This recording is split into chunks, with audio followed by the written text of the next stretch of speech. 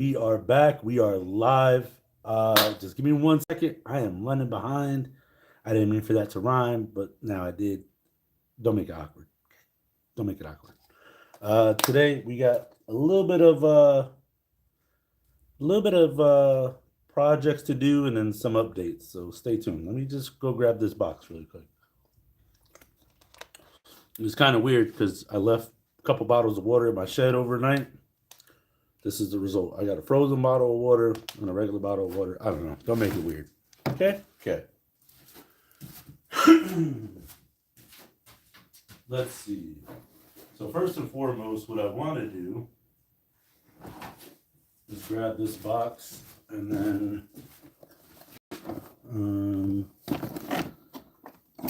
yeah. It seems like every time I clear out my table, it doesn't stay clear for too long. So before I get started, let me just snap these batteries into stuff just so that I don't lose them. This one, I'll snap this one on the charger.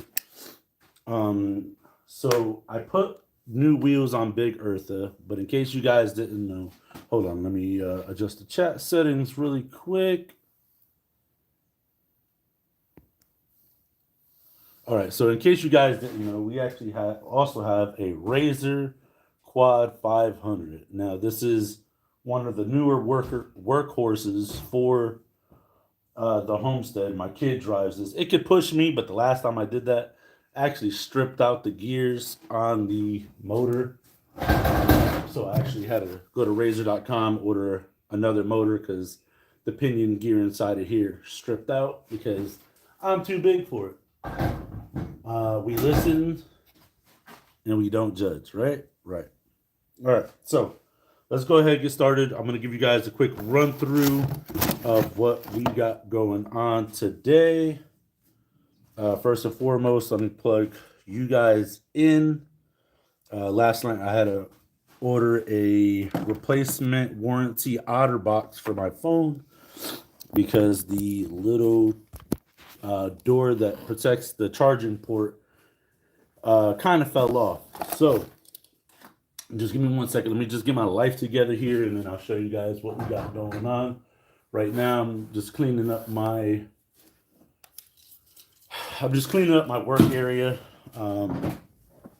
because one must do that before we start projects, right? Right. So I had a paper towel holder. I cut some pieces off of it because the paper towels that we buy are way too big for the holder. So yeah.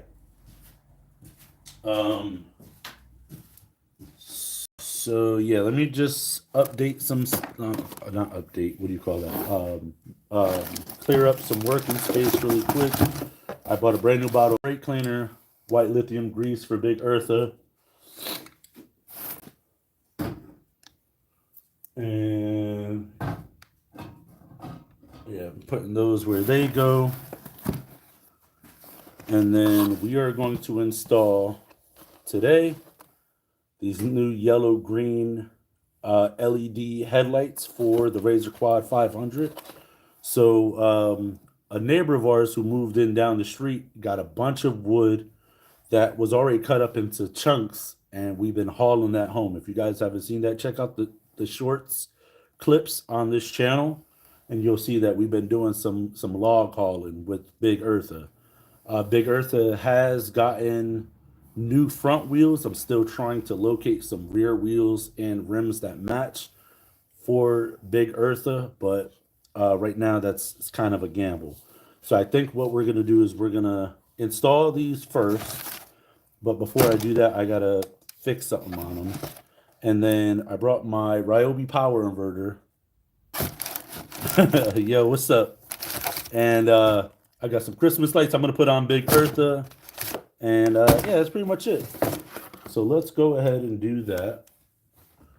So one of the things that I got to do to these lights, one of these things that I got to do to these lights is I got to put some Loctite on them because they don't come with any lock thread or anything like that. Where did I just put that box at? Right here. I don't know if I took it down. So yeah, so we are going to. I reassembled the brackets last night with my kid. It was a quick, like 15-minute project. Teaching him how to do that, and yeah, we're gonna put some lock thread on there, and then also I gotta find my wood glue. Here it is. I'm gonna put my wood glue in my pocket because I had a little bit of an episode the other day, and I kind of broke a door frame in my kid's house. I'm in my kid's house, in my house. So let me go ahead and grab this stuff. So what I'm doing right now is I'm getting the bit that fits in here, but this one is like a little loose. Let me see if I have one that is a little bit tighter. I should. We will see though. I mean, it doesn't have to be exact fit, but yeah, so I'm getting the hex bit for this. But yeah, so let me give you guys an update while I do this. So the Monday, 2 weeks ago, guys, smash that like button. Go ahead, DB. I'll answer your question and then I'll tell my story because this story it escalates pretty quick.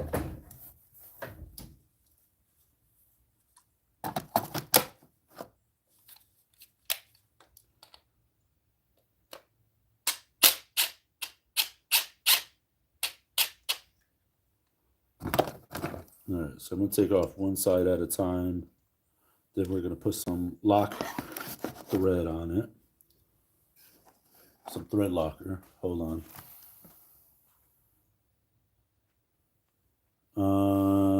DB, we are not answering that question on this stream, sir.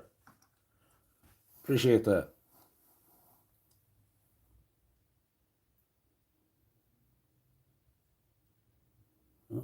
Put a little bit too much. I don't know. All right, so story time. So 2 Mondays ago.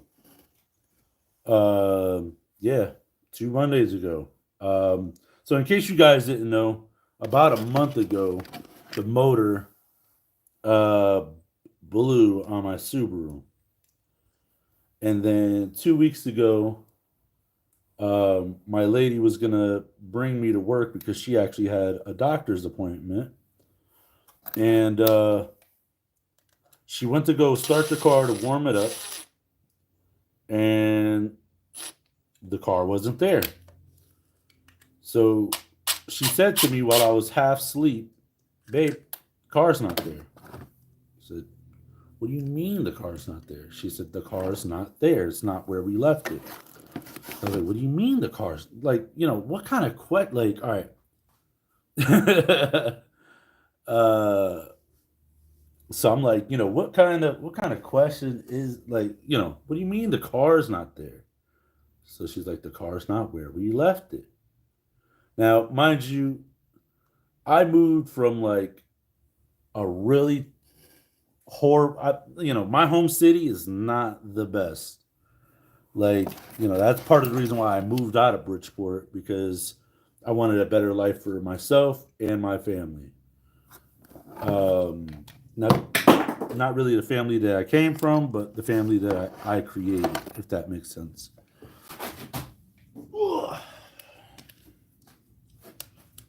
So then we moved to a very nice city in a very nice side of town. And then we moved after I bought a home, and that's where we live now, which is in a really nice neighborhood, really nice area. So what I'm about to tell you caught everybody by surprise, but Sunday night into Monday morning, my lady's car got stolen. And that was our only ride to work and everything. So 2 weeks ago on Sunday night, Monday morning, my lady's car was stolen. Right from in front of our house. Right from in front of our house. It was stolen.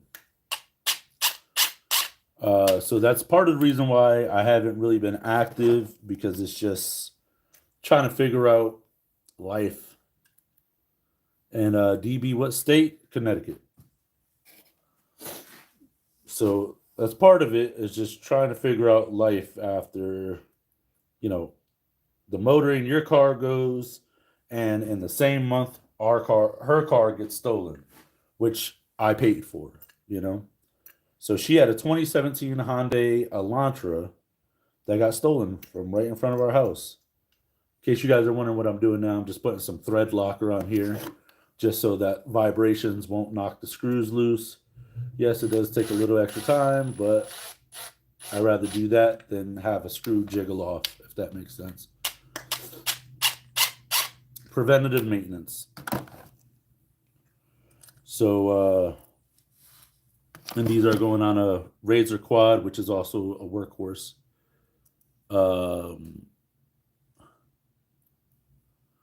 Tang Lover, what are you laughing at, sir? Or ma'am? I don't know.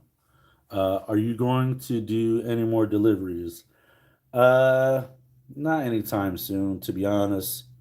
I actually had the opportunity to start up again, but I turned it down. It's the market isn't where it needs to be. Inflation is so high. Even the cost of diesel and the cost of the truck rentals have come down. There's no telling if it's going to go back up again, and the rates that these brokers are paying isn't worth it. It really isn't.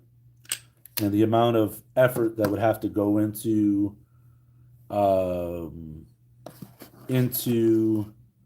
starting up all over again, it's not really feasible. All right, so this is the equipment that came with it. I don't know if I'm going to use that or not, but if I am going to use it, I guess thread locker would be the way to go. But yeah, let me go ahead. So yeah, the plan is to mount the headlights right here. Let me try to see if I can move this into the frame a little bit. So yeah, this is a Razor Quad 500. So probably right here on the peak is where I want them.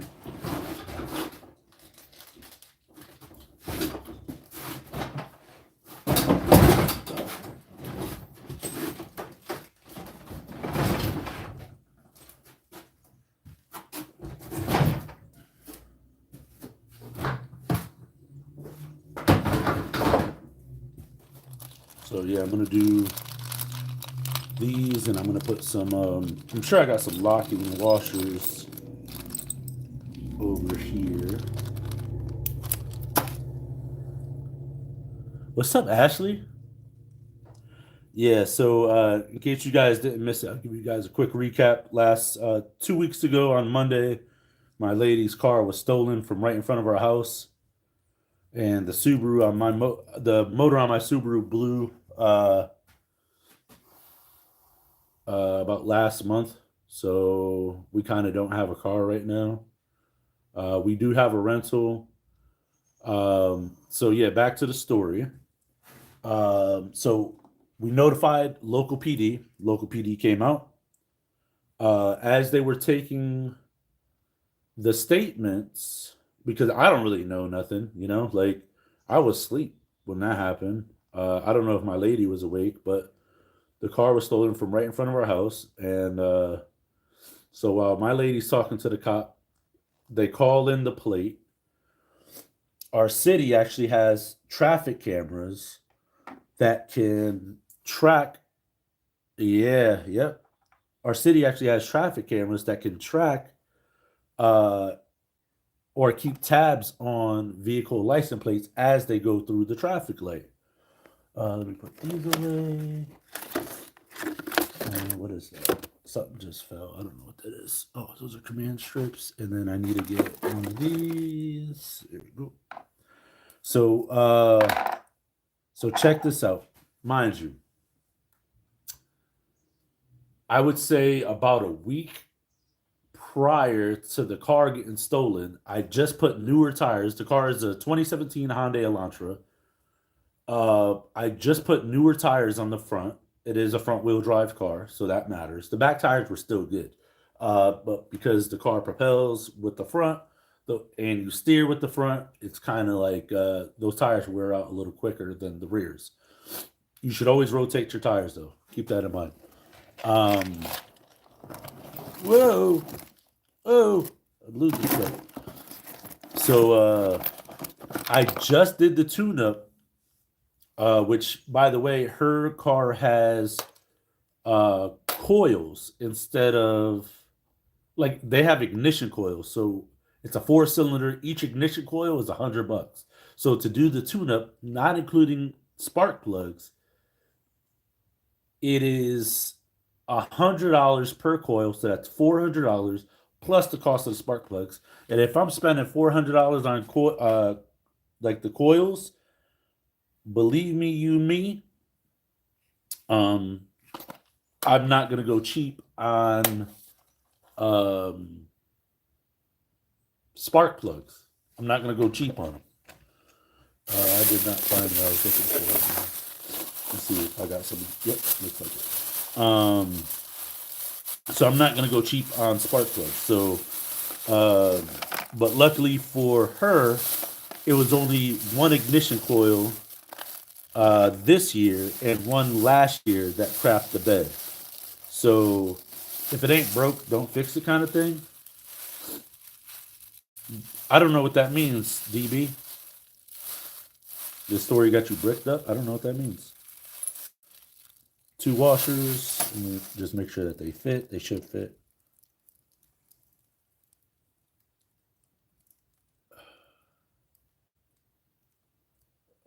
Close. All right, so what I could do is if I just got 1/4-inch hardware, which it does look like I do. Oh yeah. I mean,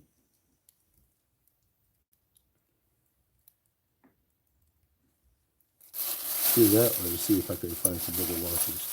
So, I just did the tune-up, got newer tires on the car. I filled it with gas completely to the brim to start the week. It was Sunday night into Monday. I topped off the fuel, completely topped it off. And then the oil. Made sure the oil was good to start the week, right? Why not? Right? So, so as the cop is there taking the report, he gets a call on the radio that they found a car, and they were chasing the car through the city that we just moved to. Chasing it through the city. They reach speeds in excess of 80 miles an hour, and they had to terminate the pursuit because I guess within city limits, they're not allowed to go over 80 miles an hour. At least local PD isn't allowed to chase. Isn't allowed to chase that long. So they terminated the pursuit. I think I'm gonna just try to drill bigger holes in this, to be honest with you. They terminated the pursuit, and then they lost sight of the car. Okay, which is kind of crazy because we could hear the sirens as we are standing there, and we didn't know that was for our car until the cop said they are chasing the vehicle right now. So we ended up getting a call the following night. I actually had an Uber.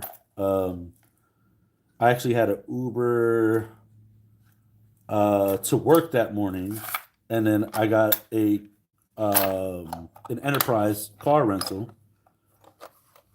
provided to me through my insurance company because they were made aware that the car was stolen. And we get a call the following night. So within 24 hours, we were called that our car was about an hour away. What's up, Pale Emperor? Nice to see you. Haven't seen you in a while. So we got a call that the car was about an hour away, and that we're gonna need it towed because the ignition is completely ripped out of it. And other than that, from what the cops can tell, the car is in pretty decent condition. Uh, I did skip a part of the story. We actually got a phone call from the cop who took the report saying that his coworker thinks he might have found some of our belongings, which included my son's car seat. So whoever stole the car took my kid's car seat out of the back of the car, as well as some other things out of the back of the car, and they left them on the side of the road a couple blocks from where we live. And so when the cop called me, he had his partner call me, and I said, "Well, what makes you think that this is that's my stuff?" And the cop said, "Well, you're right. Let me go ahead and confirm that with you." And so when he went to go confirm it, he was just like, "What dentist's office do you go to?" So I told him, and he said, "You got an appointment for February something?" And I'm like, "An appointment?" He goes, "Yeah, an appointment." And I was like, "Nah, dude, that must be old. You sure that's mine?" He goes, "Says your name right here." And I was like, "All right, well then apparently you know about my dentist appointment that I didn't know about." Like, you know more about my dentist appointment and my next scheduled cleaning. You know more about it than I do. So hats off to you, man. Like, so that was pretty funny. So yeah, they my local police department brought my kid's car seat and our belongings to our house.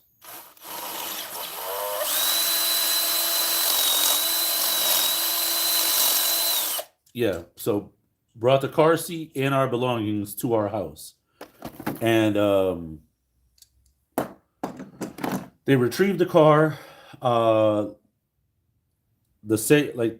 following night or whatever, or Monday night, we get the call that they found the car. I call AAA, or I have my lady call AAA.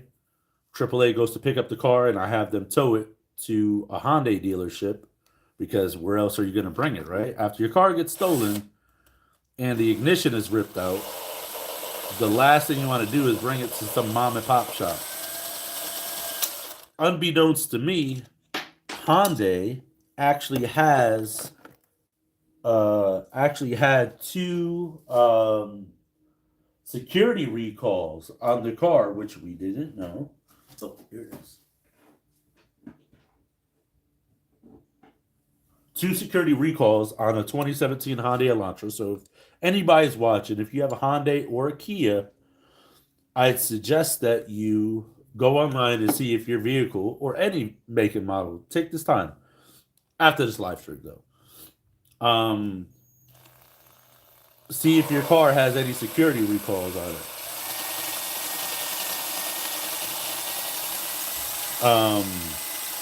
So yeah, so I had them drop the car off. This is annoying. Yeah, so I had them drop the car off, and then I was like, my lady told me that my son's birthday is in the month of December, so now, and so his birthday presents and his Christmas presents were in the trunk.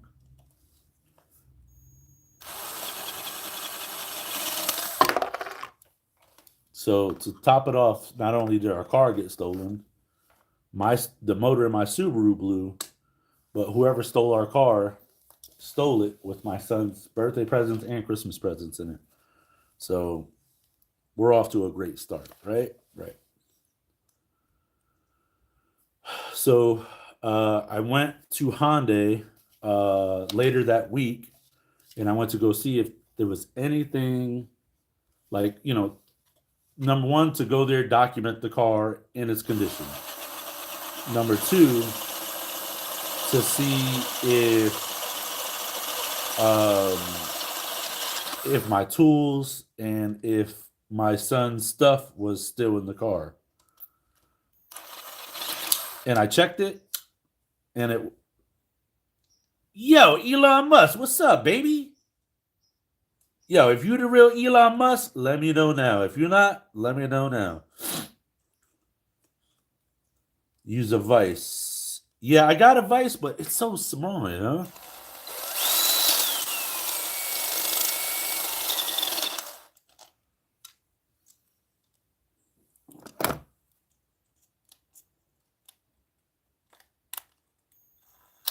There we go. Got it. Let me just make sure it fits.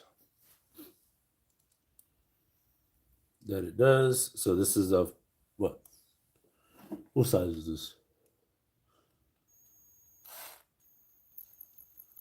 It's probably further down on the shank.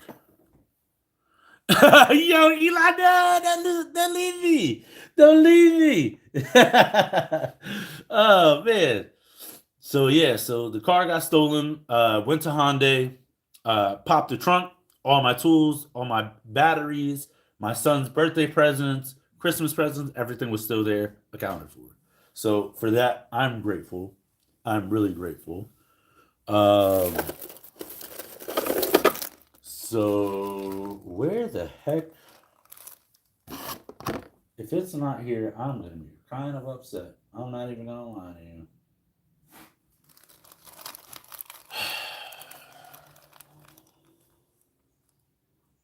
I don't know where my propane is. Give me 1 second. I thought I left my propane tank in here.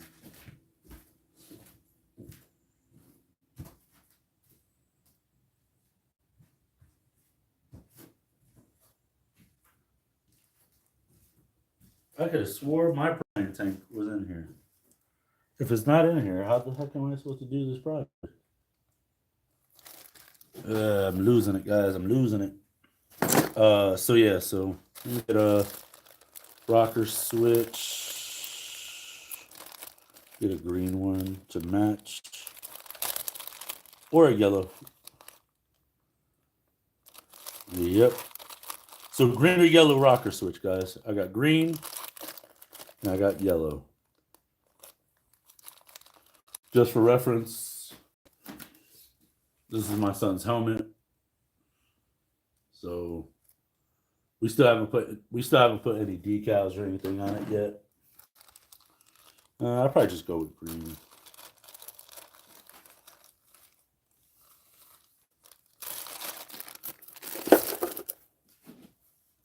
Yeah, I really don't know where my propane went.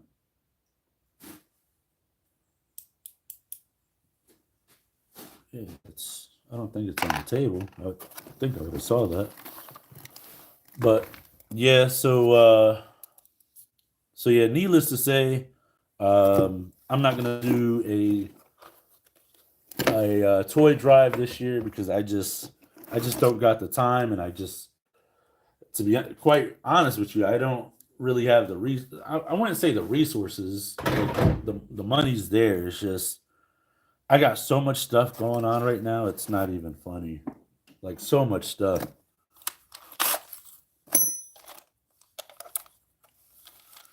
So I don't need to add another. I got my kid's birthday coming up. I got Christmas coming up. I just don't have it. Like, I don't want to say I'm not in the Christmas spirit, but the Christmas spirit's not in me, right?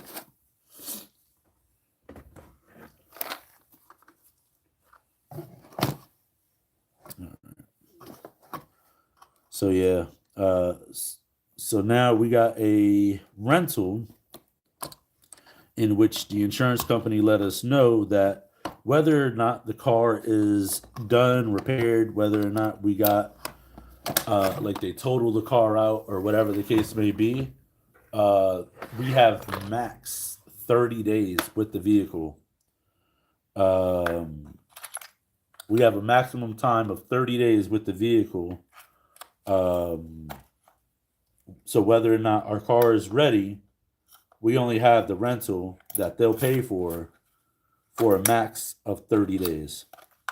So next week or this week coming, because I don't want to wait till last minute, I'm probably going to go to the Subaru dealership and see about getting another car.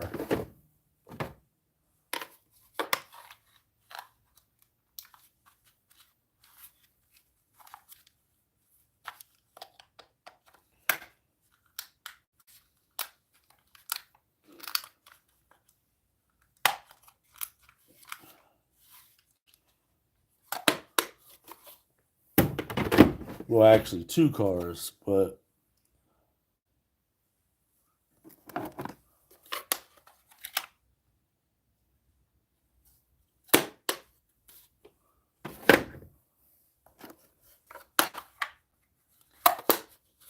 yeah.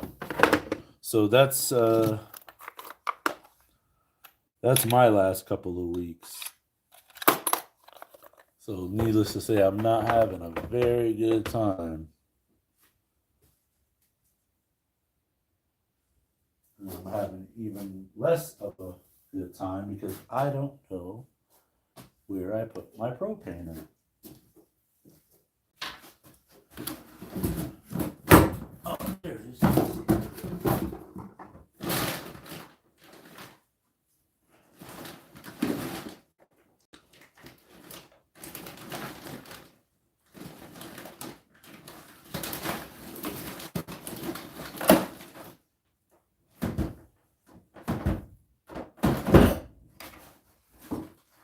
Just bear with me 1 second, you fine folks.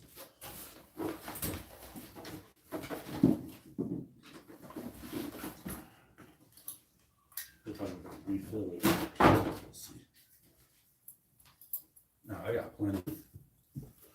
Found my propane right here. Alright, so start clearing this off. Put this in the back of the earth.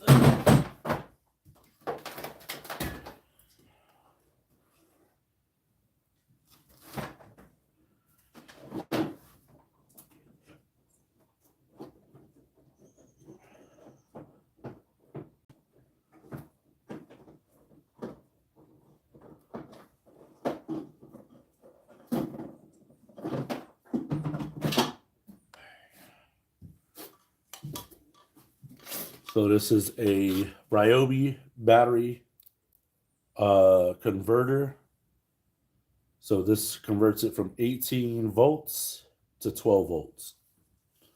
Oh yeah, definitely stressful for sure. And take these back. Definitely stressful.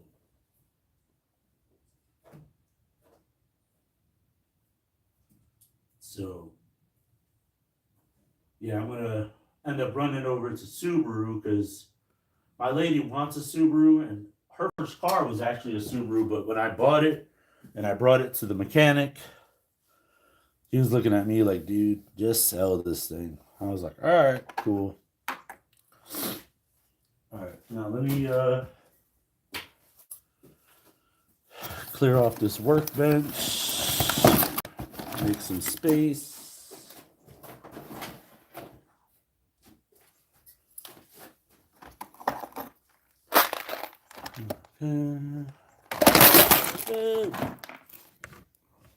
Sorry. Oh! Now I'm extremely sorry. 1 second. There we go.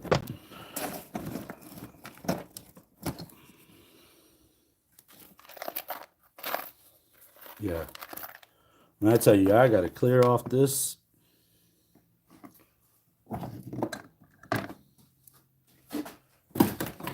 I got so many like little projects going on right now.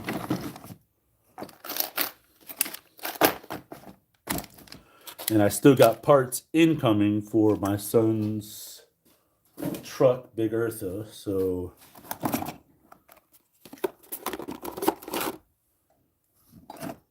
I'm just trying to figure that out. Give me one moment.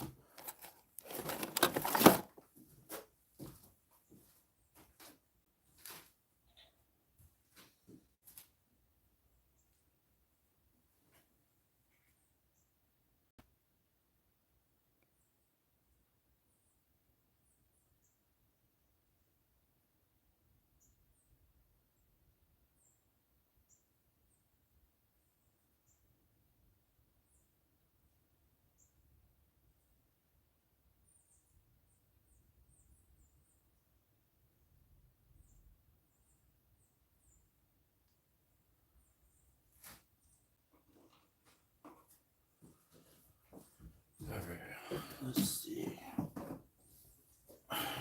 Yep, so stressful for sure. Not even lying. All right, cool. So this is the project that we got right now. I don't really remember how to make that rocker switch light up, but I think, let's see.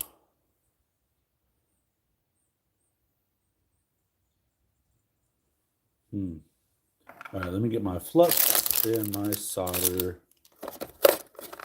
right there. And my flux.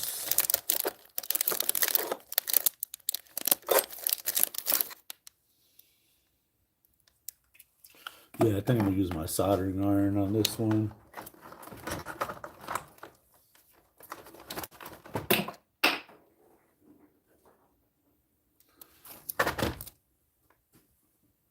Get my soldering iron. But yeah, so anyway, how's everybody's day going? How's your Christmas shopping been going? Let me know. Leave it in the comments. Are you gonna be on for a while? I can't promise anything because I was actually supposed to go start decorating my tree. So I don't know, to be honest.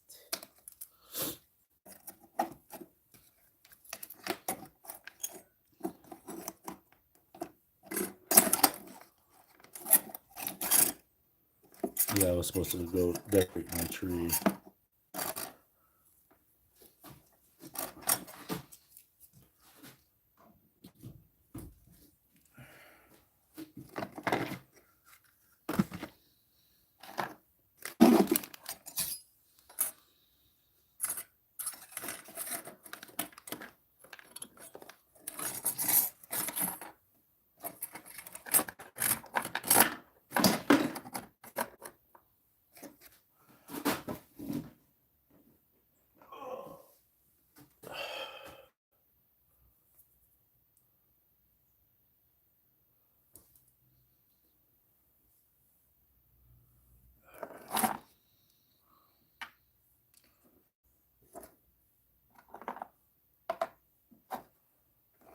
All right, so now we're gonna start wiring up these lights.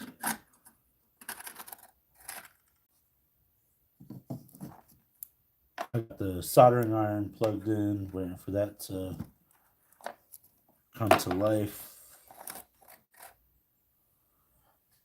All right, cool. Now, where I put those lights? Right here. All right, let's see. Make sure you guys can see what I'm doing. I'll probably turn the quad around so you guys can see everything.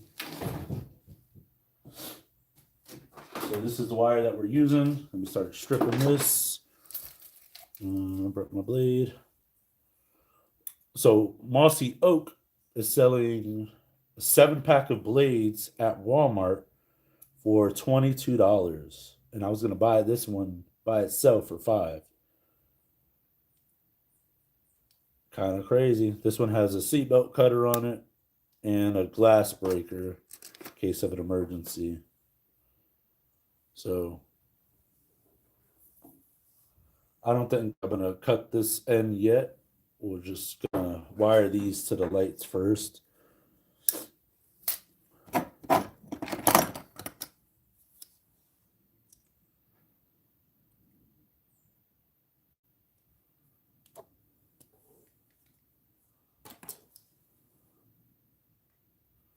And then I also bought some Christmas lights for Big Eartha.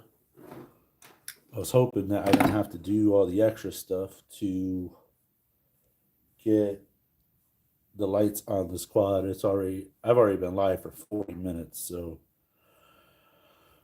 here goes nothing. Alright. I'm gonna just try to speed this up as much as I can. Should I set up another table right here? Would you guys like that? If I set up like another table, like right in this area, so you guys could just watch me work, do everything, or maybe do it on the back of the quad or something. Trying to see if I have anything else to like put back here. That's all right. I'll work with it.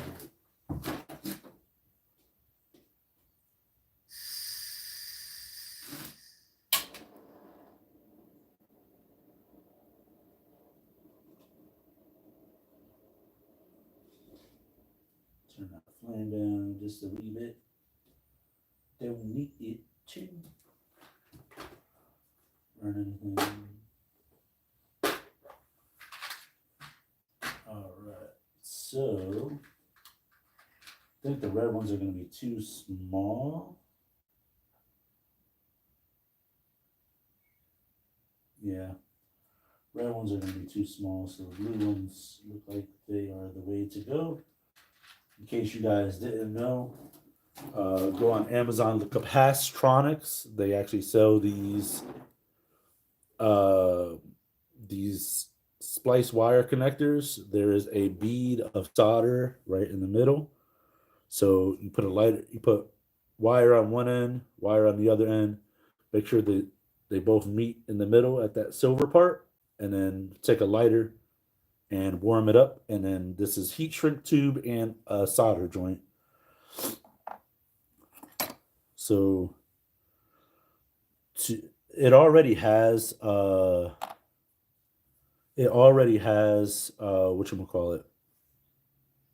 flux in there, but I have a special flux that should help increase the bonding strength. We are going to use green for positive, brown for negative.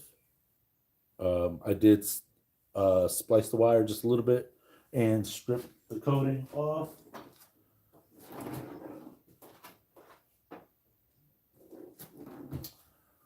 And then we are going to take our light unit and we are going to strip this a little bit more, because you can see the length is just a wee bit tiny. Ooh, I just burped and it tastes like bacon. Put that on a shirt and sell it, Frank. All right, cool. Somebody put on some Christmas carols, you know what I'm saying? All right, cool. So what I'm going to do, this is the flux that I got. This is called rosin paste flux. And it looks like this.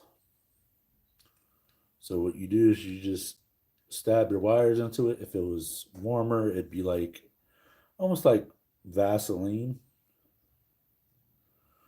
Or what you could do is take your wires, warm them up by the fire, and then stick them in your flux. And that way they get coated. Then you rinse and repeat for the wire harness, or not the wire harness, but you know.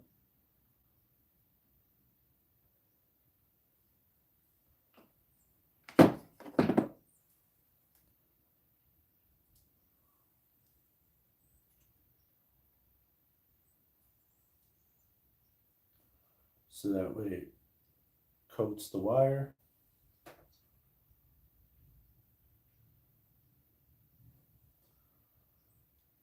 Just for a better bond. All right, cool.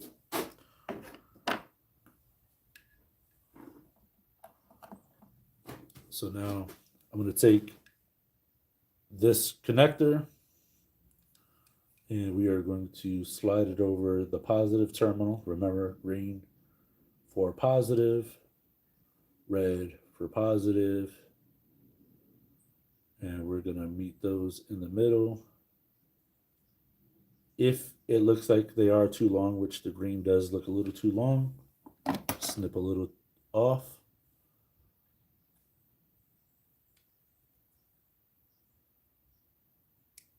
Just a little bit. Then the red is still inside the tube. We can snip off just a wee bit of the red, like that.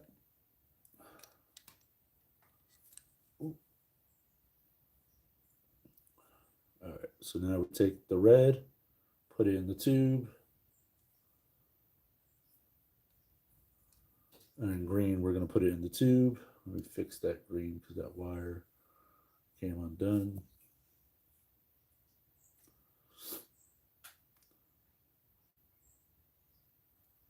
All right, so now we bring it over to our heat source, which in this case is the torch.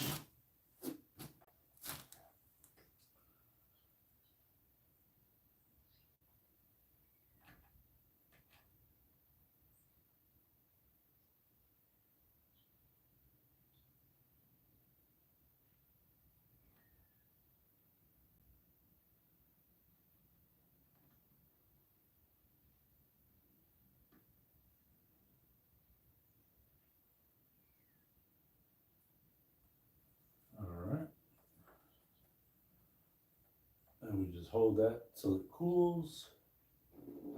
Oh no, it slid out. Crap.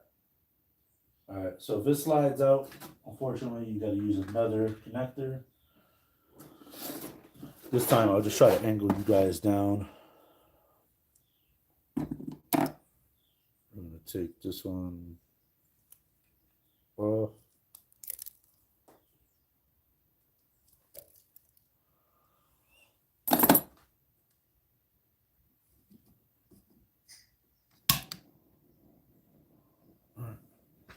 Try to angle you guys down so you guys can see it. All right.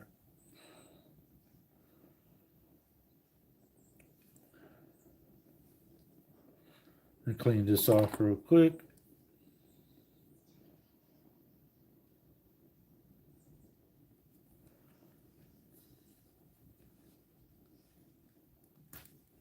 There you go.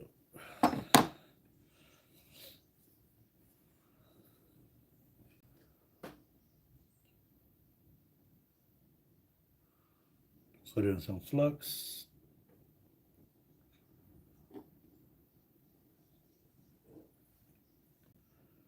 Then put the connector on.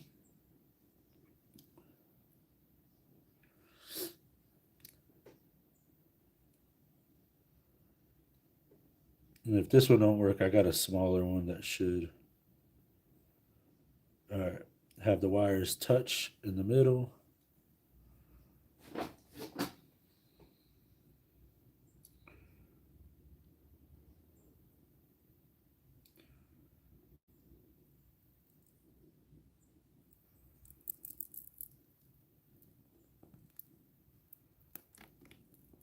Ooh. Kind of exploded outwards a bit.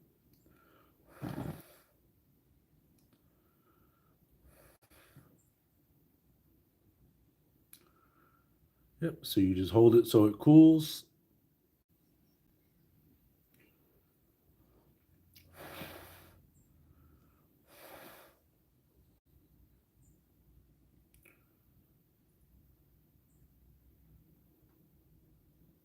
So it's still really, really hot because it's able to slide.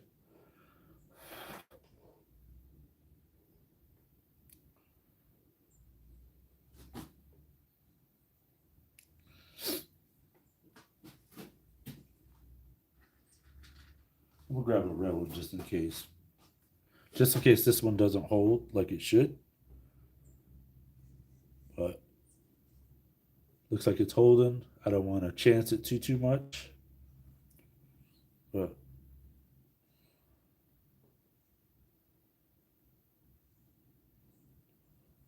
we're just gonna clean it up a little bit.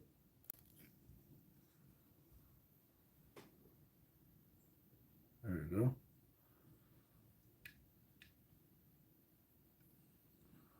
I'm gonna make sure that's bonded.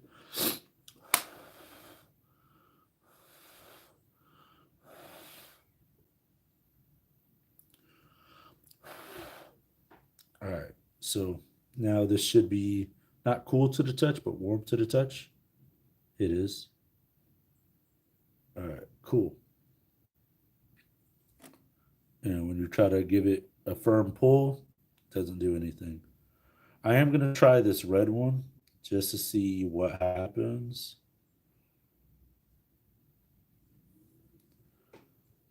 But yeah, it doesn't appear that it's going to be able to fit. Like the diameter of the red one is just not big enough. So same procedure. This one goes in on one end. This one goes in on the other end.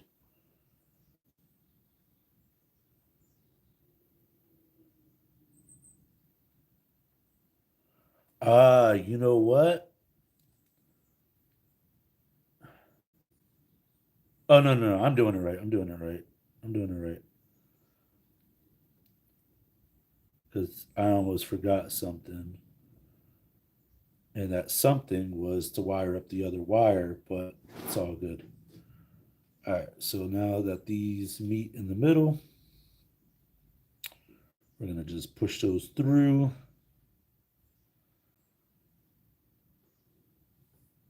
Sorry, wire's kind of slipping out my hand a little bit.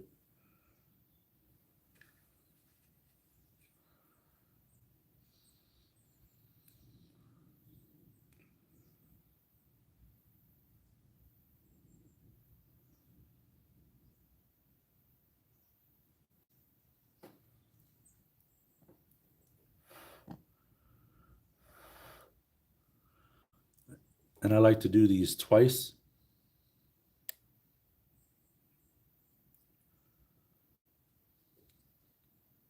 Just to make sure that everything is fused, bonded, sealed.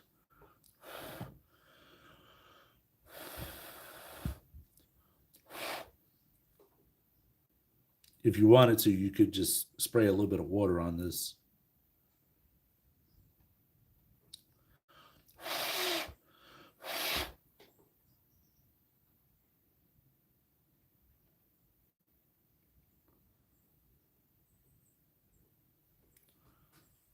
And I do have some water right here.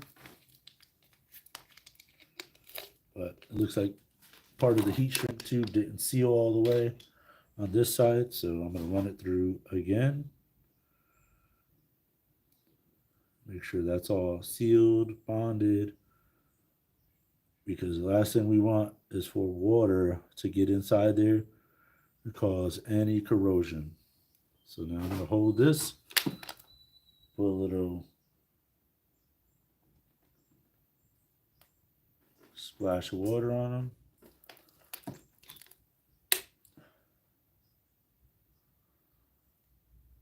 Still a little warm to the touch. We'll just put these to the side. So yeah, now we're going to come over here. Let me fix you guys right here. And I know I got a Sharpie over here somewhere.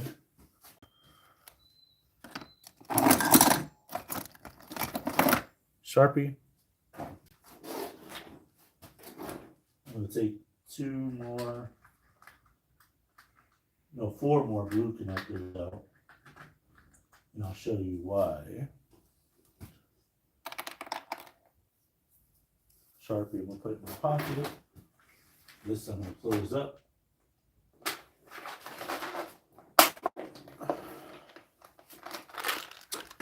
Put that right there. And then we're going to work farther to closest today.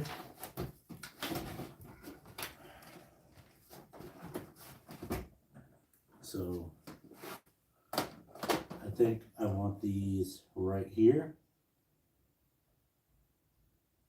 Just so that it's like right on the crest, if that makes sense.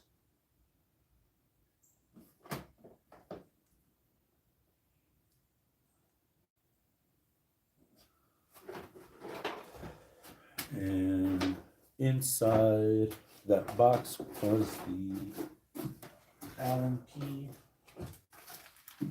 for these. So I'm going to snug these up just a little bit more.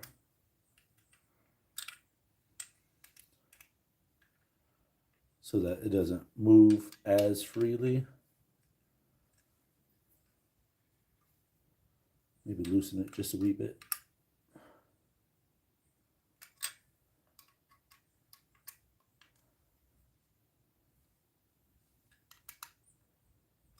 There we go.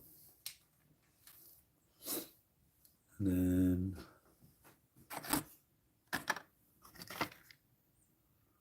thought I had a measuring tape over here.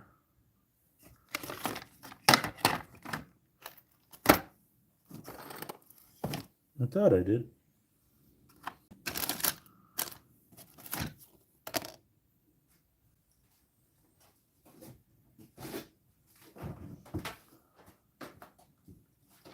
All right, so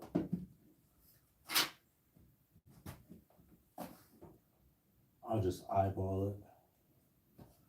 Unless I wanted to put them right here on the front. But I think on the highest point should be better. What do you guys say? I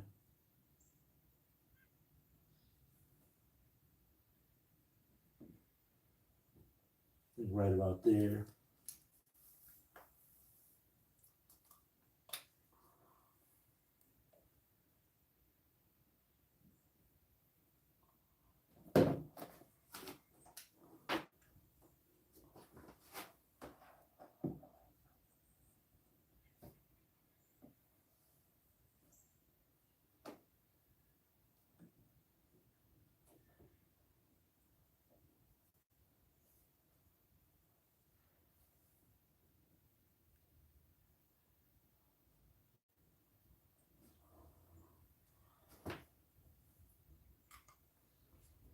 All right. Yeah, I'm gonna try to find my measuring tape just to make sure that is relatively close. Top on the water.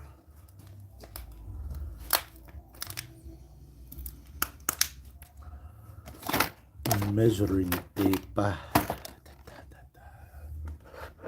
Oh, here it is. That's because I was looking for a different measuring tape. That's why.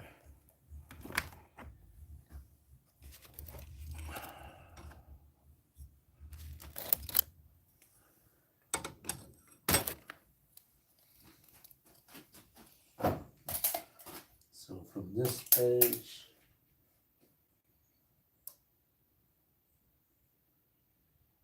it's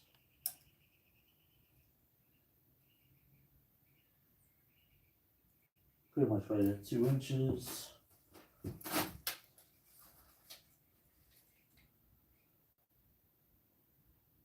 This edge, just a little shy, so I had to move that dot over.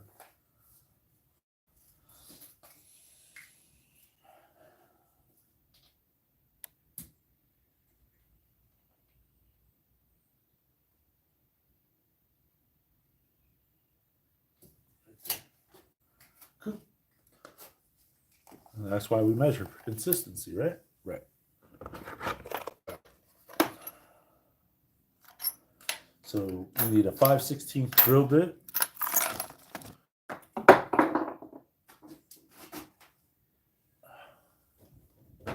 Whatever fell. What's up, Mark One? Yeah, man, you missed the story time earlier. You gotta backtrack a bit and check out the story, man. All right. Before I drill, I always make sure that there's nothing here, which there isn't. So I'm gonna just start off slow.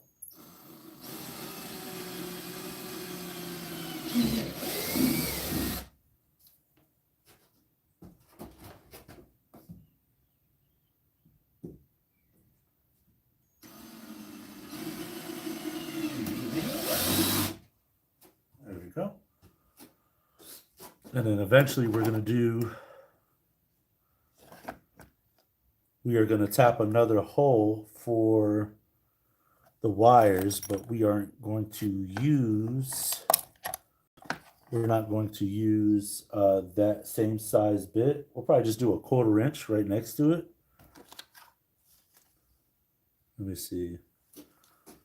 So we're going to look at how big that wire is. And yeah, we'll try with a 1/4 inch to feed that wire through, just so that it's like super clean, if you guys know what I'm saying. Super clean. So that bit we'll put back in the box. I'm gonna turn this flame off for now, only because I'm not trying to catch on fire again.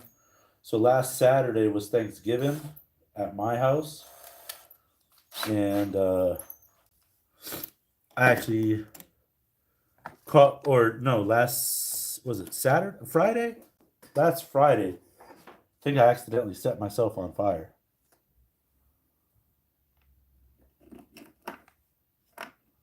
I was standing too close to the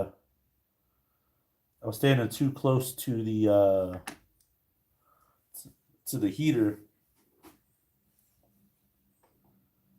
in my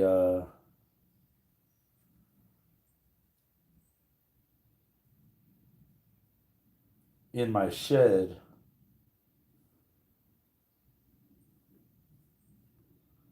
All right, yeah, so we're gonna install these first.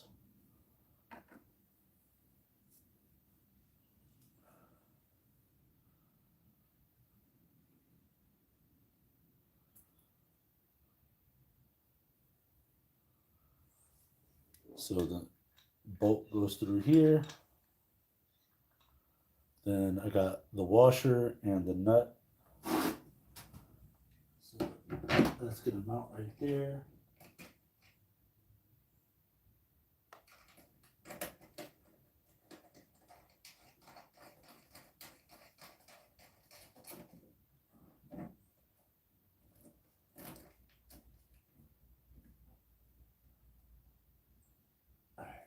Now let me find out which socket fits that.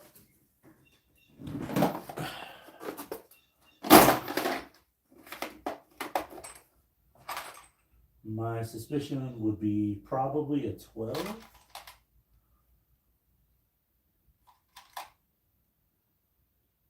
That's a 13.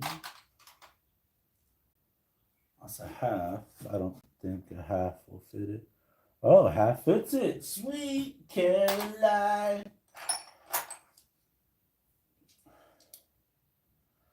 Alright, so before I start working, I always close up this box, especially if it's on a high spot, because if it falls, I don't need all those tools rolling all over my shed.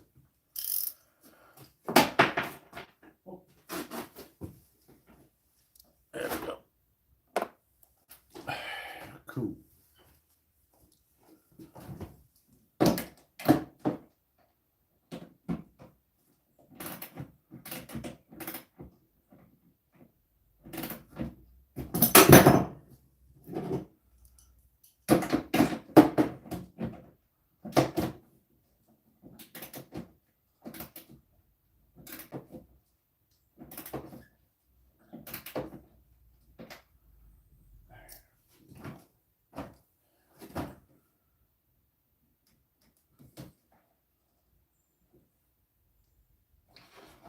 Alright, so now this wire,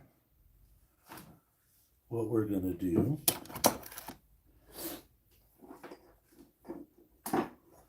is, before we put it and run it through, we're actually going to wrap some electrical tape around it.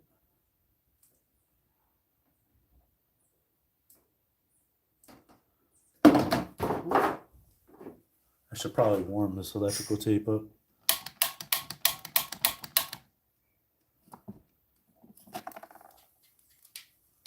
I can feel we got propane in here.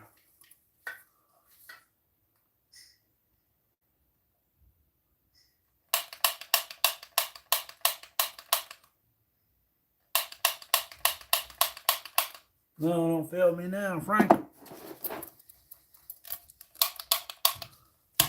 There we go.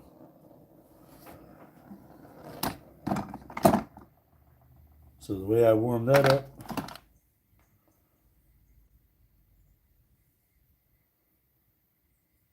is I'll just put the electrical tape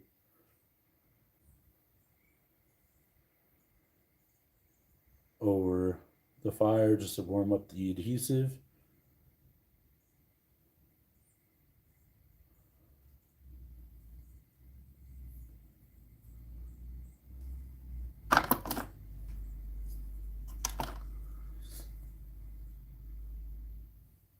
Yeah, make sure you guys smash that like button, please. So warm up your adhesive over the fire, especially on colder days. That'll help it stick better. Yeah, look at that. It's already sticking to my fingers. All right, cool. Yeah, baby.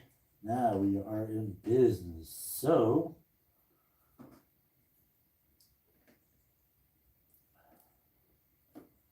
we're going to wrap these up nice and tight. And technically, you don't have to do this, but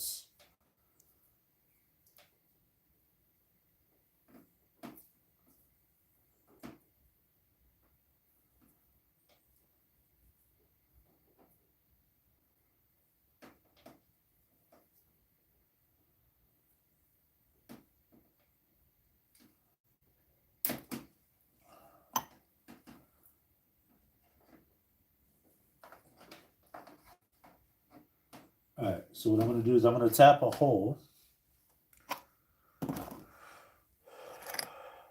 I should probably go get my silicone, but I don't have any in here. I have it inside the house.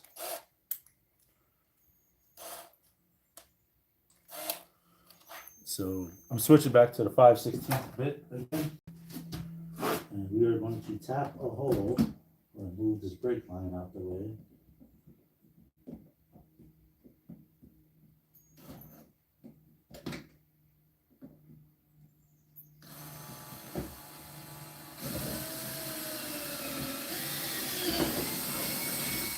There we go.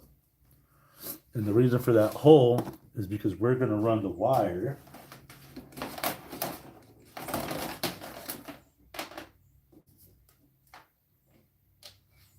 through here.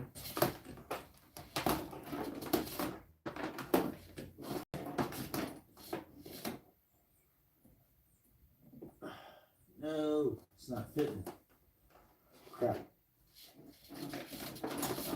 Alright. Use a bigger bit, which I didn't really want to do. And I don't want to rewire all that all over again. But to save time, we're going to go with a 3/8 bit. We'll try that to see if we could get the wire through.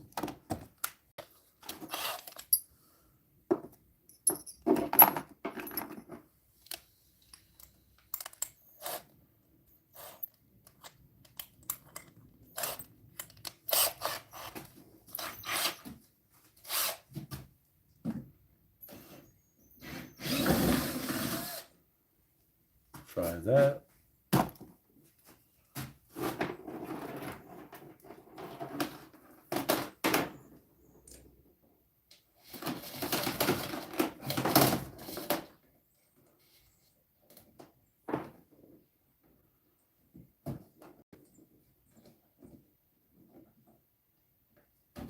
Alright, you know what?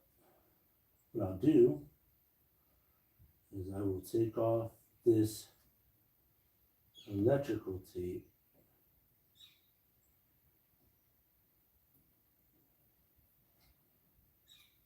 Yeah, that adhesive melted so good that it's really hard to take this tape off now. Tips and tricks, people, tips and tricks. Because that's kind of what you want, right? You want it to be, good. You don't want to have to worry about it.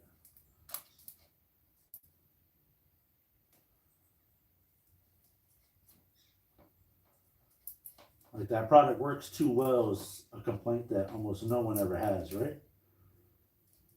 Like when you buy something, or if you modify something to get it to do what you need it to do, there shouldn't be any complaints that it works too well, you know? And if there is, maybe you just don't deserve good things or nice things. All right, so this is what we're gonna do. So it seems like this jacket is holding, I want to be very careful with this.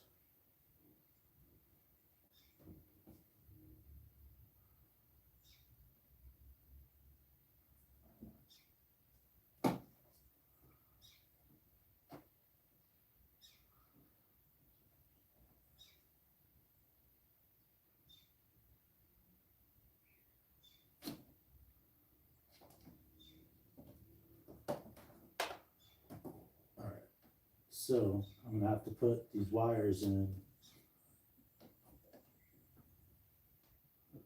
like one by one, if that makes sense. Just to fit it through. Yep. And then I will re-tape it out here. That works. That works for me. Does it work for you? I think it works for you too. All right, so this propane is gonna come in handy again. So again, we're gonna warm up the tape over the propane.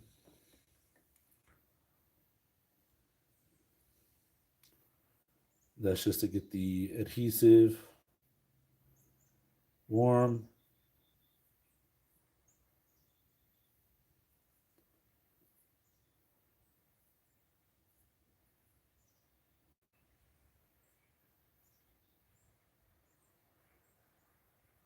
You don't want to make it hot, just warm.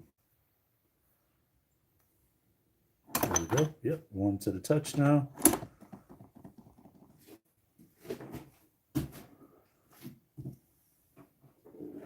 So, start taping it.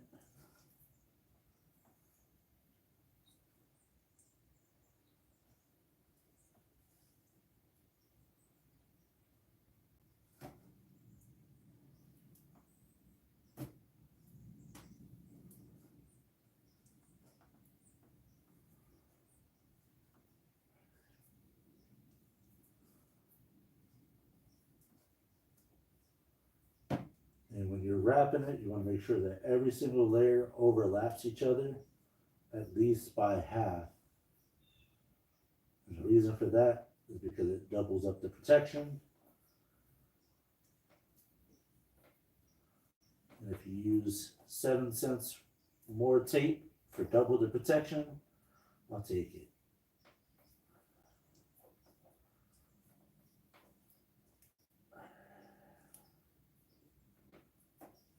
And then on the final wrap, you do it in the same spot.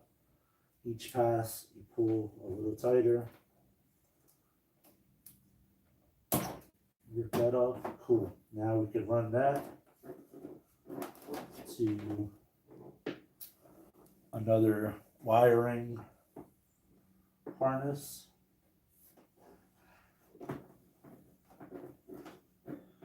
Which I will probably zip tie that down here. So let me just measure it.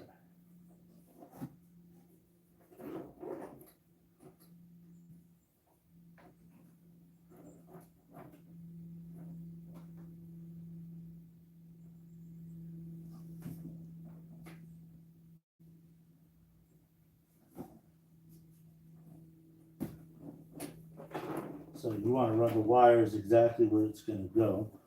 So what I'm going to do right now is I'm just going to make this quad,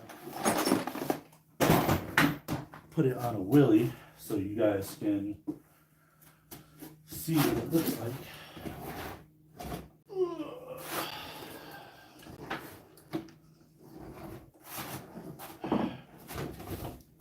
Whoa. And I'm gonna let it rip.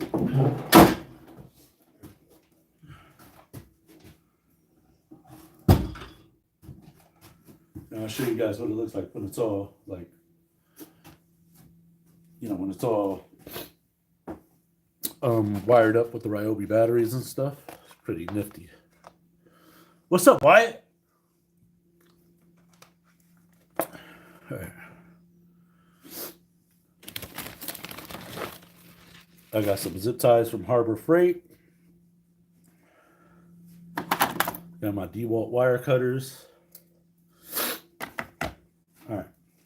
Make sure you guys can see this.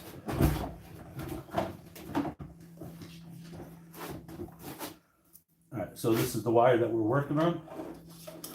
So we are actually going to zip tie this in multiple places. Number one, right up here. And we want to have slack on that wire. You never want to have wire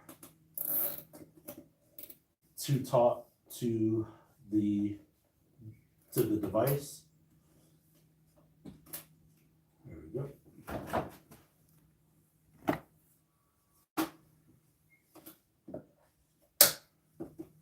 And that goes there. And we're going to run this wire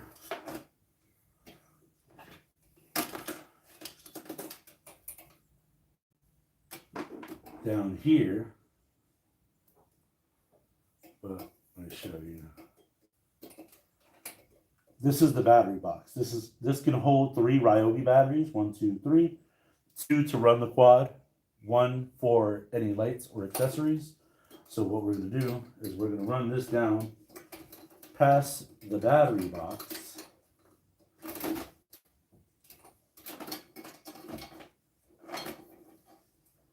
And we're going to put a zip tie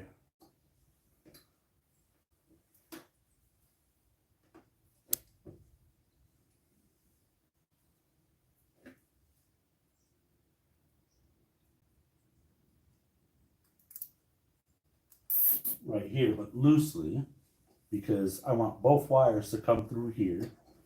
Then we're going to put another one. Or you know what? Then I think about it, to make it even cleaner, I'll run the wire down this bar and then to the back. Because the only batteries that are going to get swapped out, not much. I've been watching your videos for a while. Sweet. Thank you. I appreciate that. So instead of running the wire here, what I'll do is I'll run the wire along this bar, which is pretty freaking sweet. So I'll cut that. Oh well, I'm not going to cry over 2 cents right there. Grab another wire. What do you call this thing? A something. Zip tie. Zip tie. Zip tie. So I'm going to run, instead of running the wire all the way down here, I'm going to run the wire up and behind. And again, we're going to put it loosely. And the reason why I say loosely is because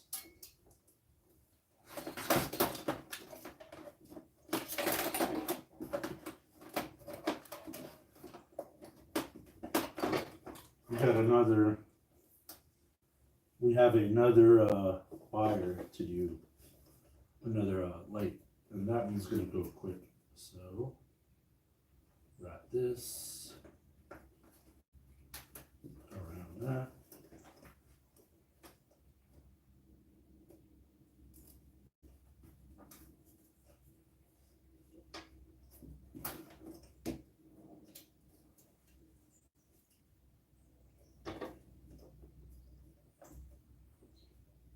Sorry, normally I don't have little arms, but today apparently I do.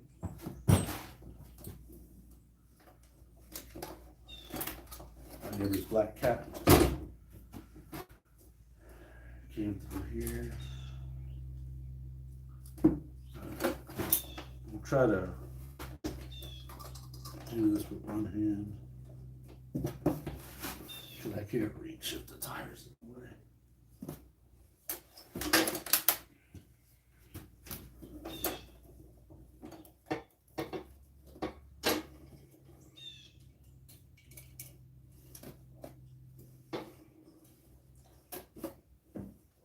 Yeah, there's no way I'm gonna be able to wrap my hand around that. Ugh.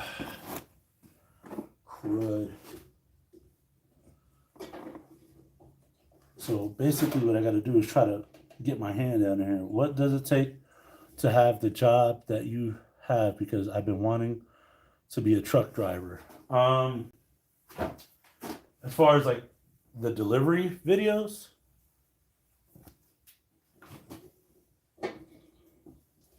like that job.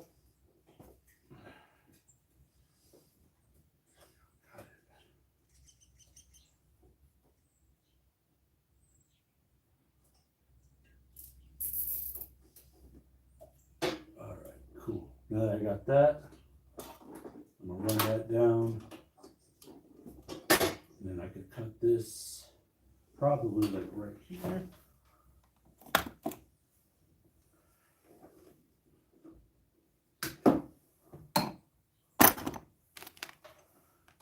Take the wire, move that. Take that, cut that. Knife there. Wire strippers are. Where are the wire strippers?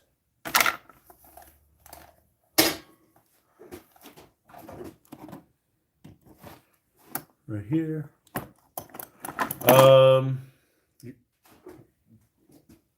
Depending on the state, you're gonna need to, I don't know what it's called where you live, but in Connecticut, it's gonna be a Class A commercial driver's license, which allows you to drive vehicles with a gross vehicle weight rating of up to 80,000 pounds. And then anything above that, you're gonna need a special heavy haul permit.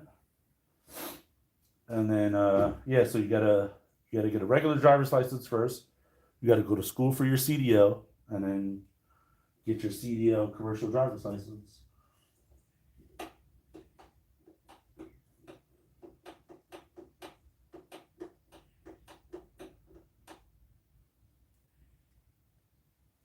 All right, so that wire's good. So now everything else should be pretty streamlined. Let me go grab the other light,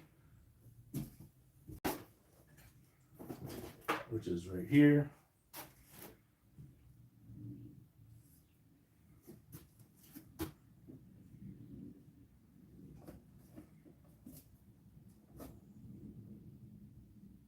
Yep, other light right here. And let me grab my Ryobi batteries, because one thing I did not do, which I am going to do, because creature of habit, is I'm going to take an 18-volt Ryobi battery and a 18-volt to 12-volt. Yo, what's up, Don in Hawaii? Long time, brother. Where the hell you been? Dude, you haven't spent Christmas on Christmas Island?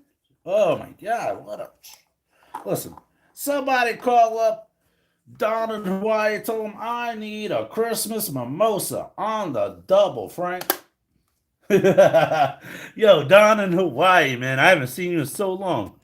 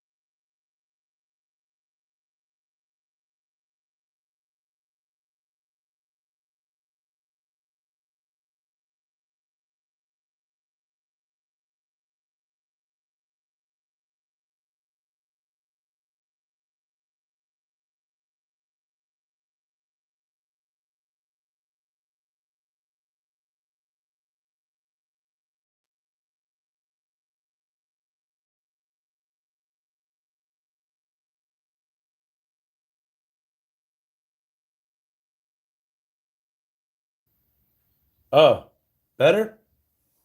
We live? We live. All right. So I just tested out the lights. Lights work. Okay. Okay.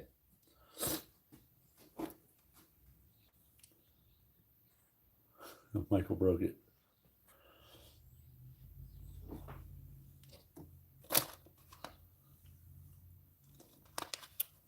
All right. Cool.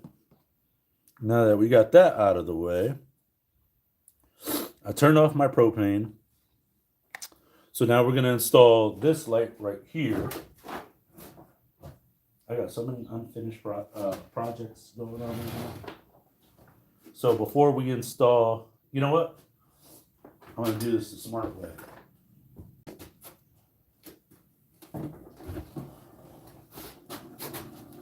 Move this over. See which way you guys can see. You guys see that hole right there? Yeah, there's a hole right there. So I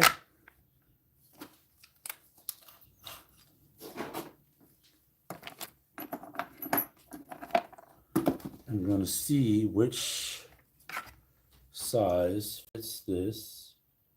Yeah, it looks to be about 1/4 inch. So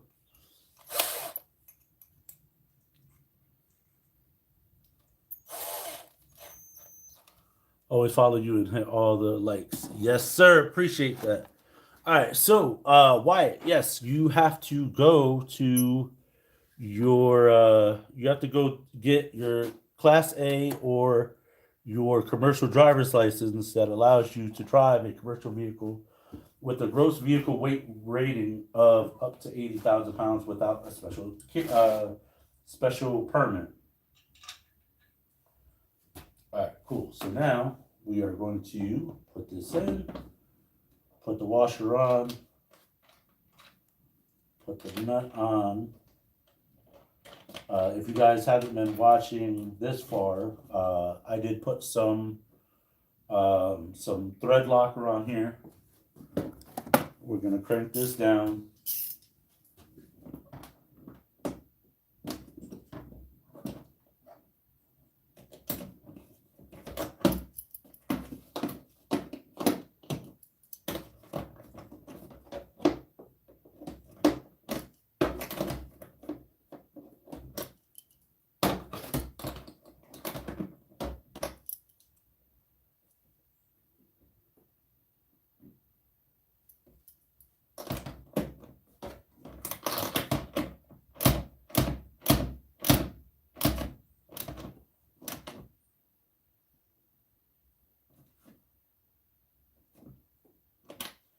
All right, cool.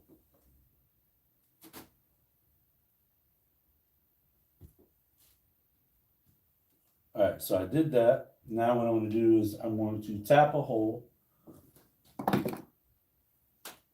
right next to the unit. I'm going to have to put this part down just a wee bit.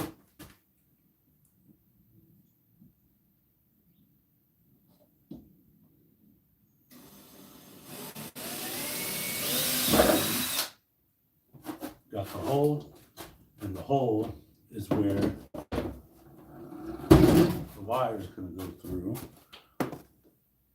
So I'm going to string this wire through before we use that solder connection, stuff like that.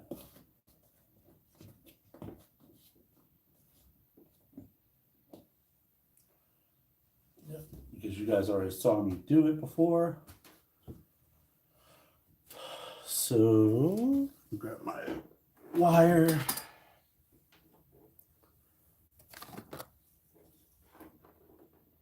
Clean these up.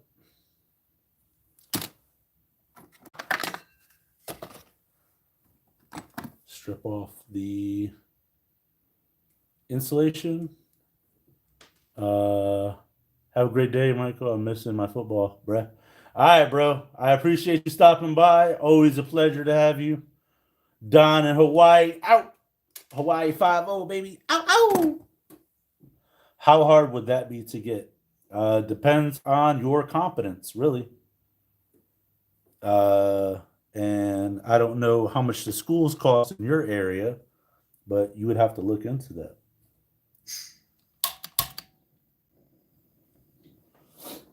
All right. So I'll do the negative one first. Oh, I forgot to take off some of the insulation on the red and black wires. Bear with me.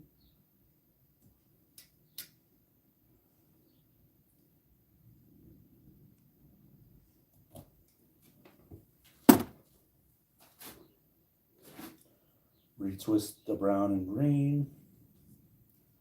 This is going to be a little challenging.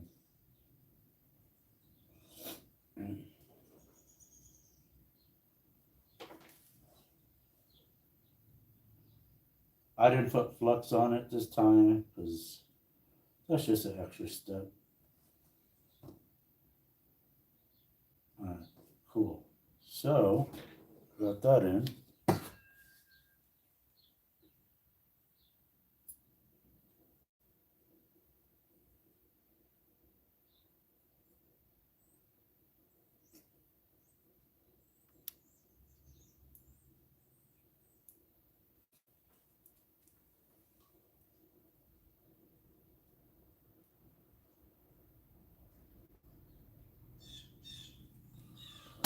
All right.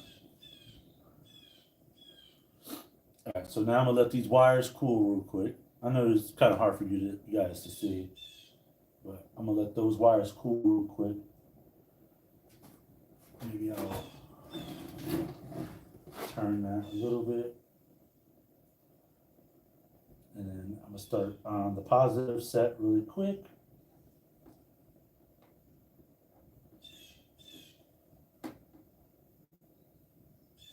No, that's what I didn't want to happen. Crap, it slid off. Yeah, next time I'm just gonna have to wait. I hate redoing it.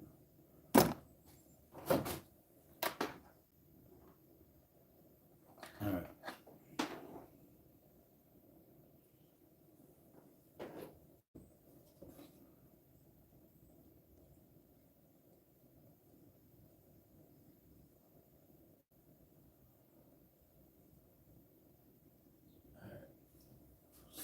I'll do it again.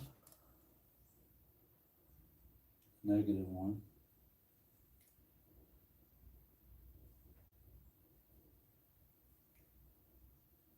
And wait for that to cool completely before I start on the positive one.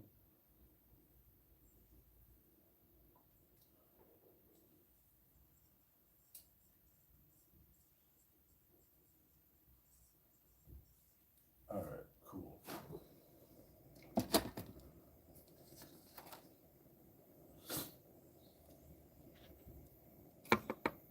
There we go. All right, so yeah, I'm gonna let this cool completely.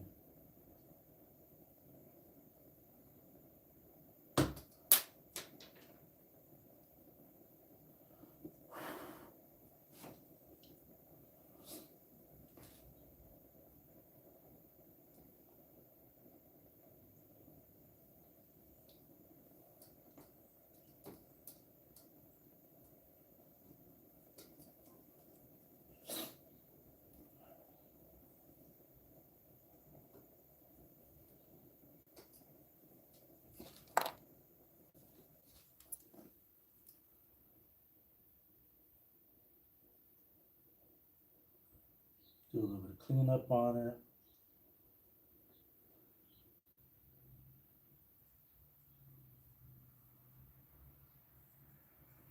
There you go. Let that cool.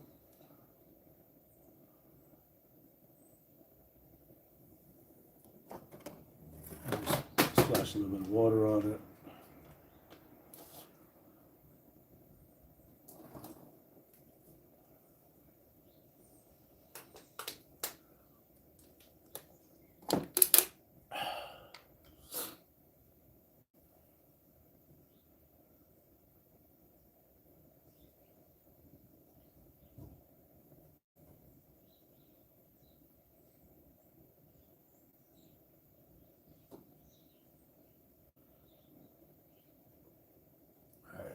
So now, time to do the positive.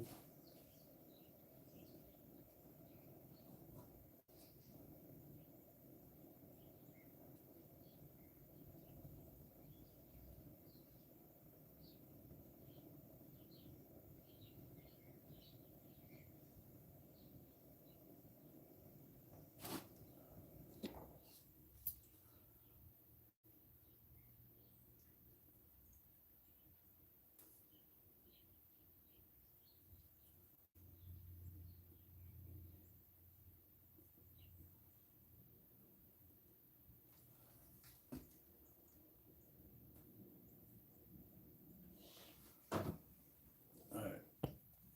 And I'll leave those to cool. I don't know why I turned that off.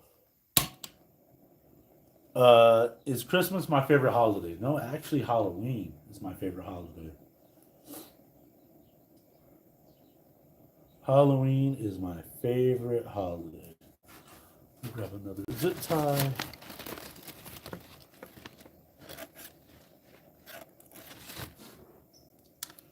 Halloween is my favorite holiday because you could be pretty much whatever you want.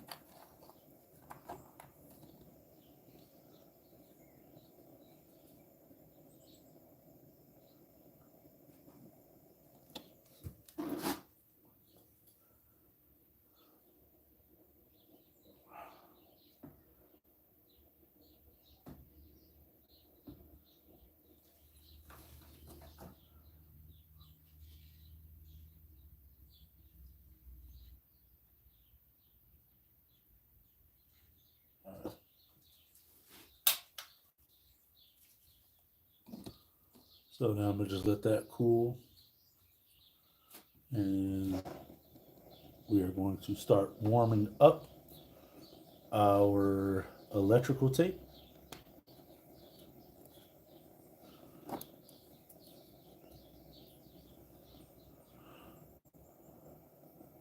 Yeah. So, Wyatt Bailey, what makes you want to become a commercial truck driver? That's what I want to know.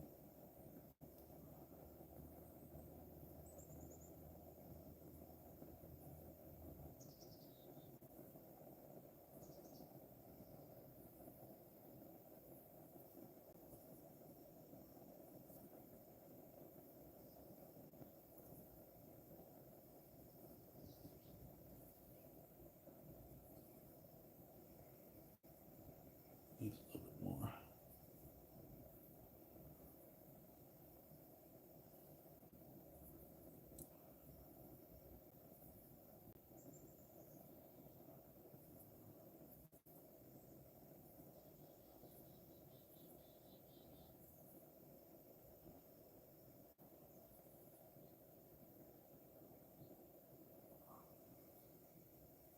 All right, we got the tape pretty much warm, and we're gonna wrap that up. These solder joints have cooled.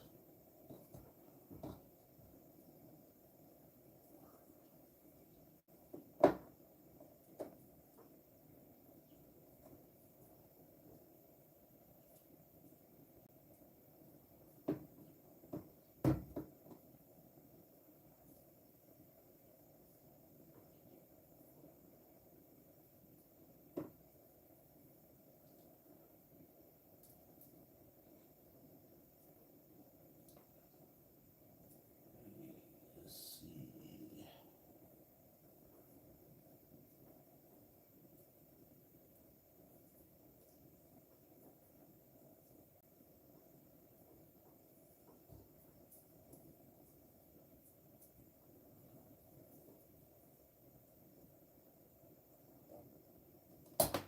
All right, got that. Get the zip tie.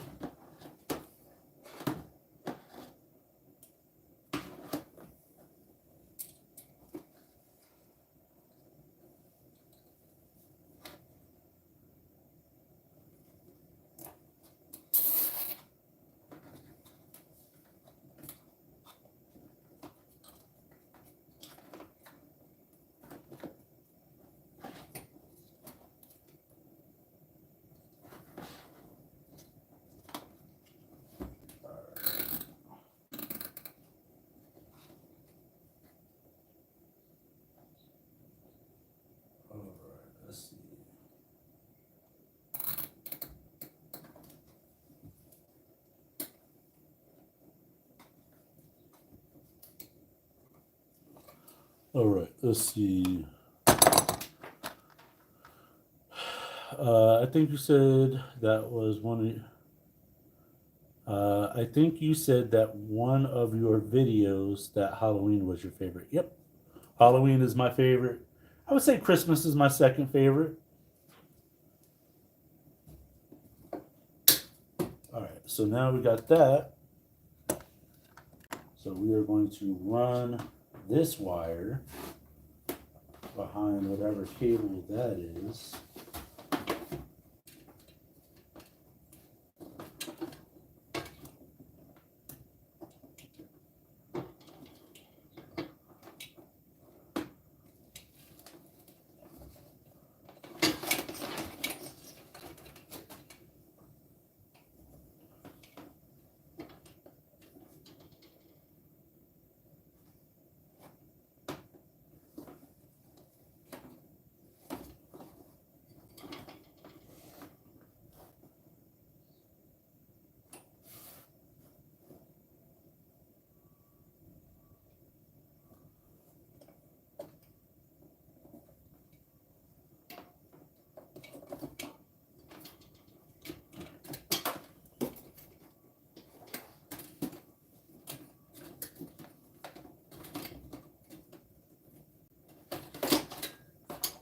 So now what we are going to do is we're going to cut this wire. And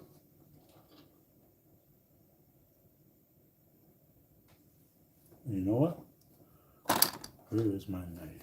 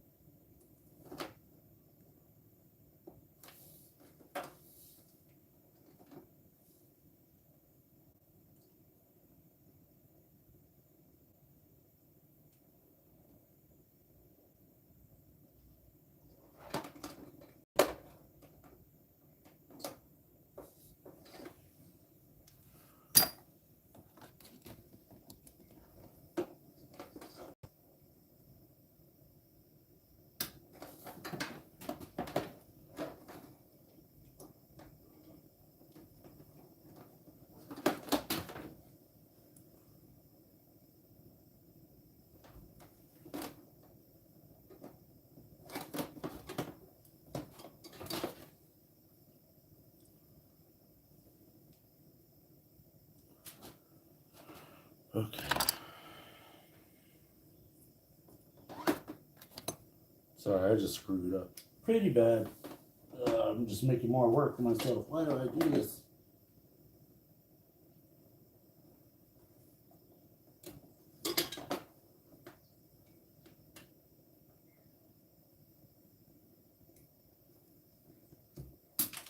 All right. So I cut those wires. I shouldn't have. Ugh.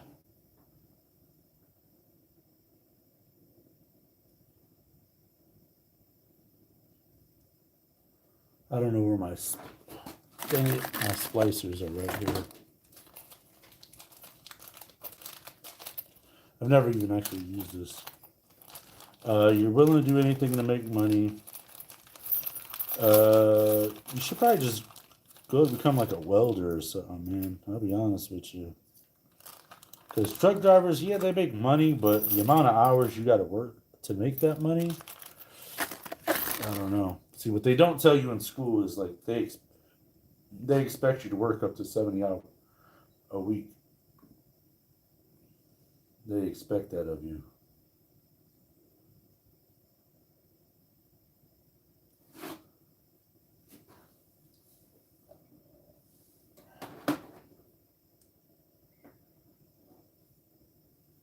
All right, so let's see. Turn you guys right here. Tell Lennox I said hi, baby. What doing?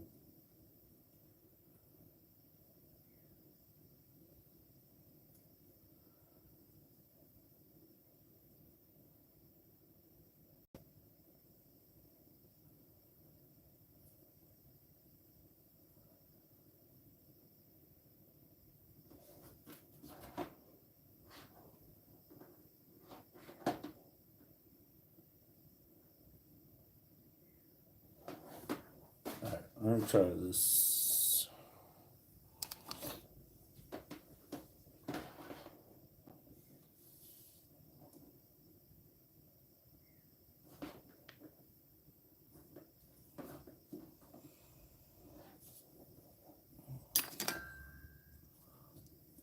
He said, come inside. I'm almost done, baby. The one video I seen that you made is the one while the guy tries to get you to dump the stuff in the garage, if you know which one I'm talking about. There was a few of those. What's up, Brent? What's going on, man? Long time. Yeah, there was a few of those videos, brother. You gotta be a little bit more specific.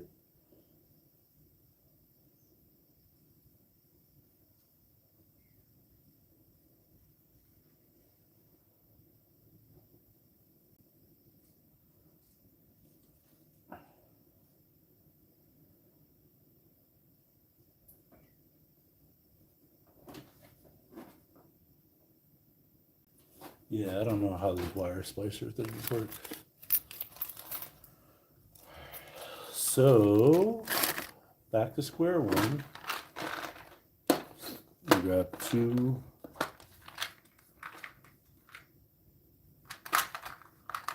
more of these blue ones.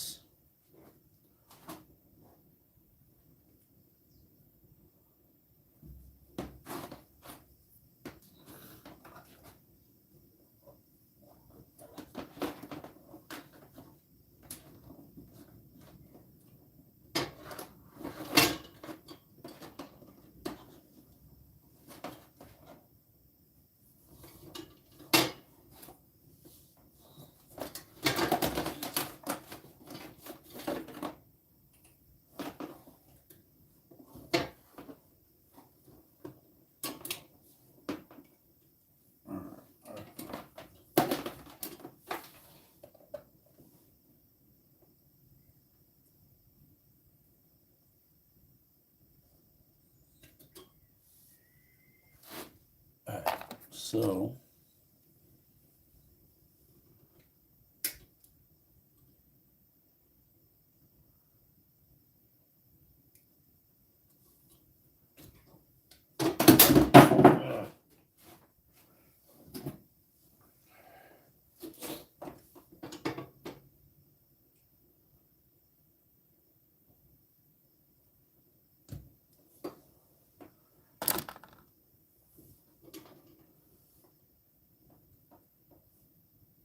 all right, so basically, I gotta put the solder connection on. Like I said, hurry up, Santa Claus is coming soon. I'm a baby. Ow!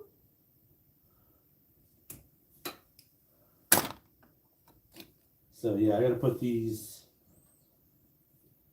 things in the connector together.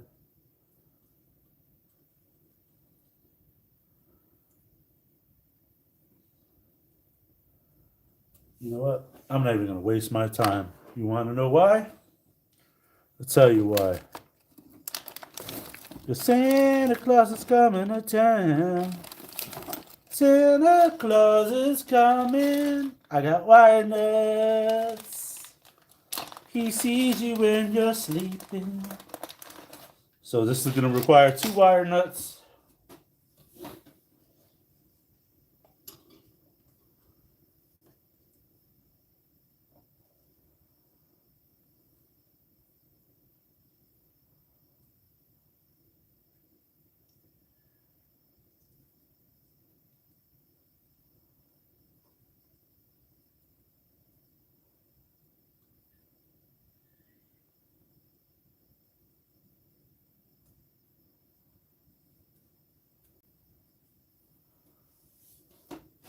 And I got to strip off some more of that insulation.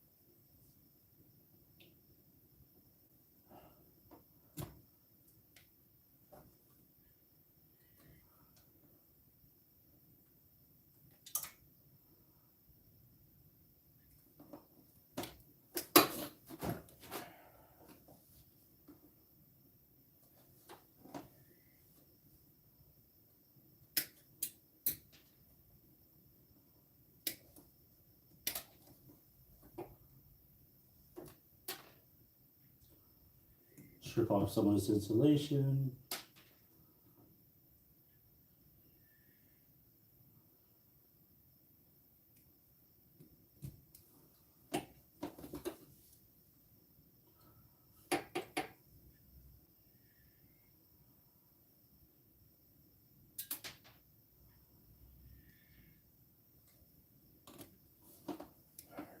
That should solve the problem. All right, brown with brown, which is negative. This brown, this brown. All the positive wires we put on top.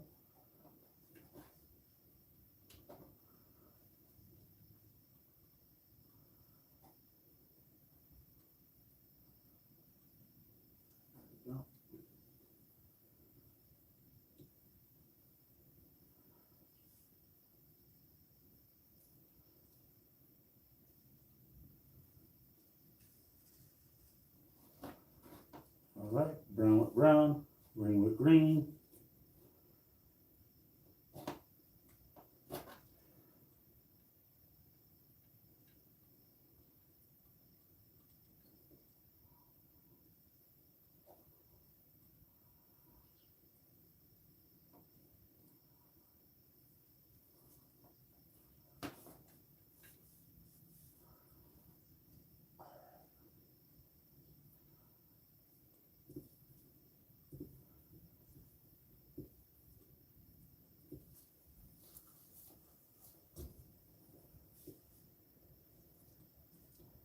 Brown with brown, green with green. Tighten those nice and tight. Then we're going to put a little bit of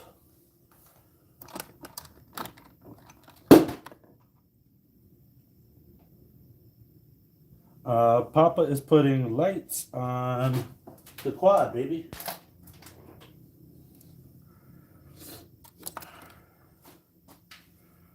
Santa Claus is coming to town.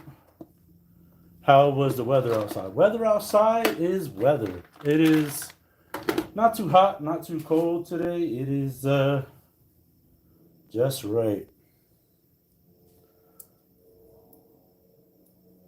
Gotta warm up this tape one more time. It's a little, tape is a little cold. Because it gets night time really soon, baby. So in order to see while you're driving at night when we go pick up wood from Rachel's house, you can see. We don't have to wear headlamps. I mean, we can still wear headlamps, but the quad is going to have lights too. All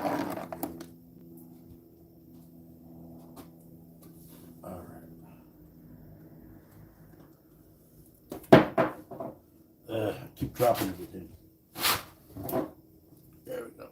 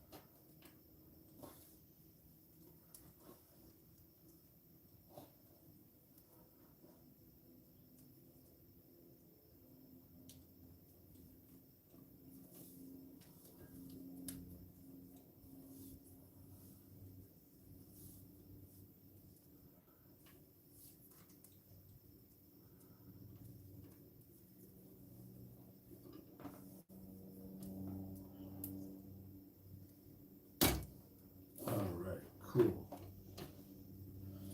So now that's like that. Now I can move this wire up. Move the zip tie.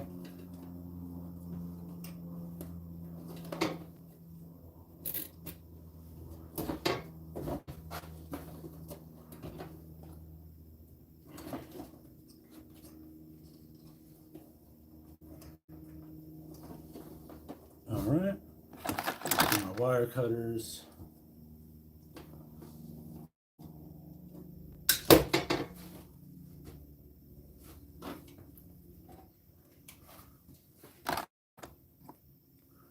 Another zip tie.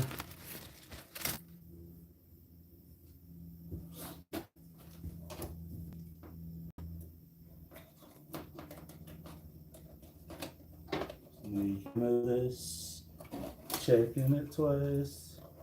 Gotta find out who's naughty or nice. Santa Claus is coming.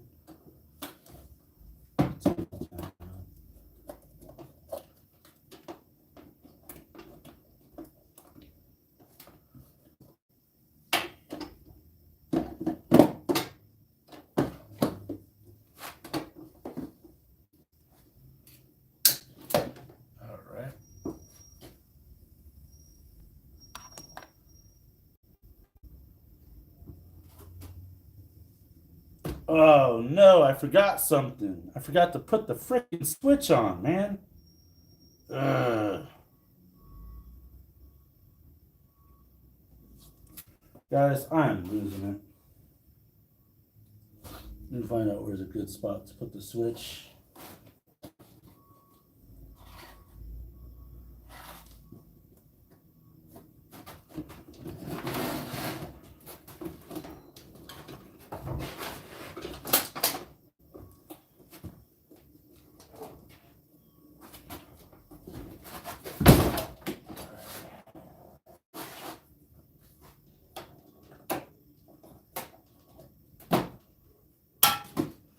Alright, I'm gonna take those off. This should only add like 5 minutes.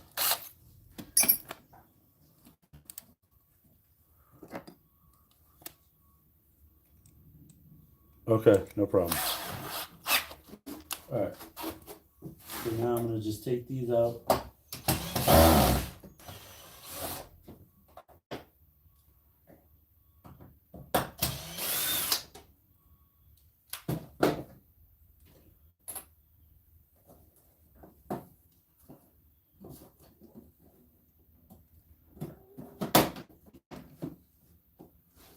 Alright, cool.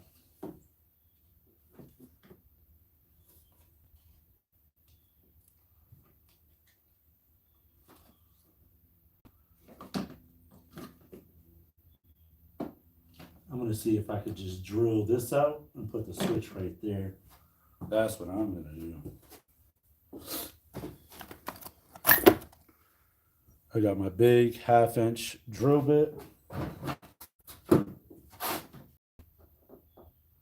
Drill that out.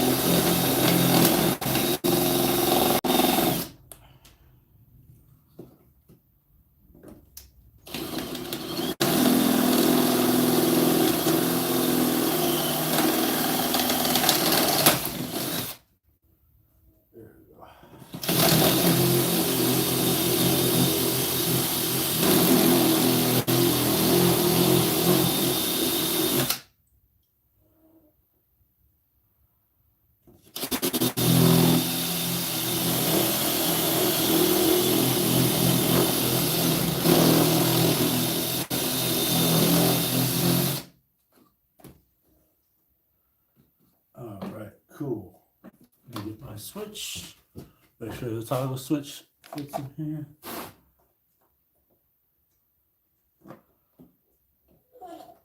Almost.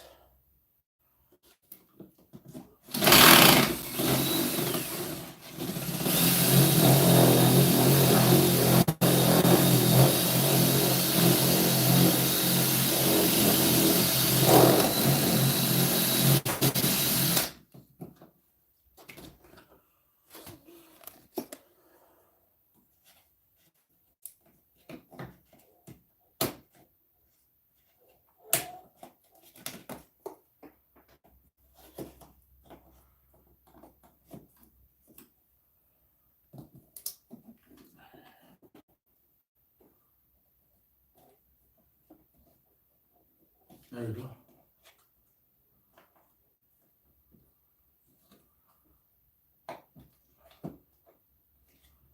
There we go. Toggle switch fits. And look at that. I got the power right here.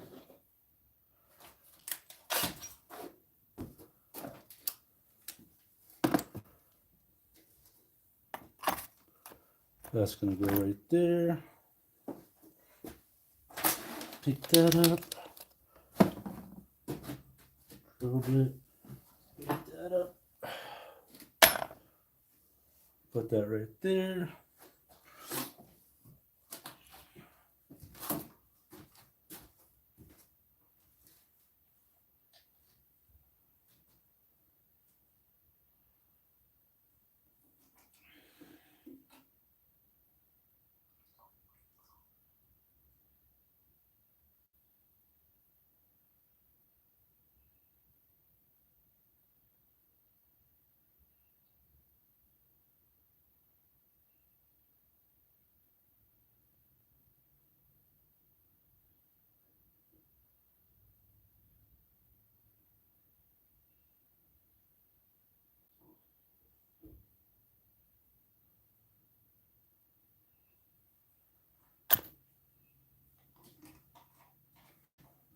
Okay.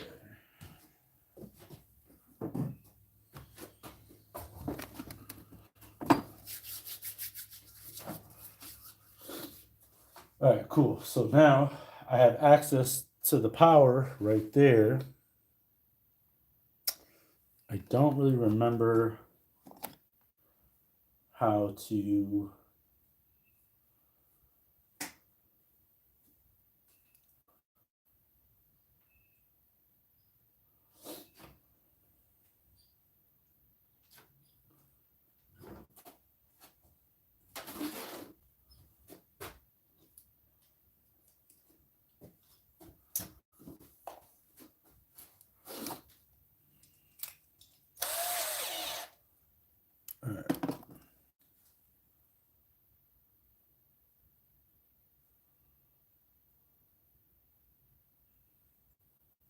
all right, so for the power, let me grab a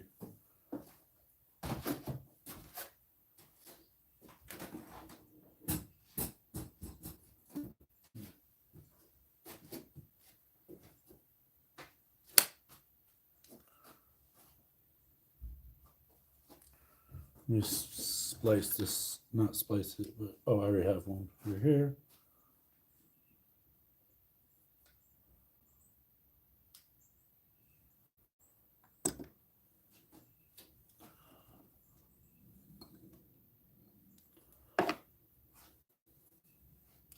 I gotta figure out where I put my solder at.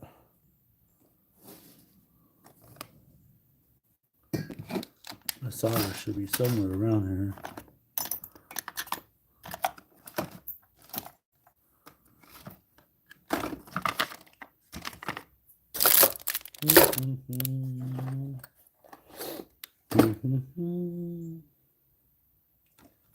Yeah, my solder should be somewhere. Oh, there. Cool. Alright, so now we're gonna try to pop the switch out. Probably not.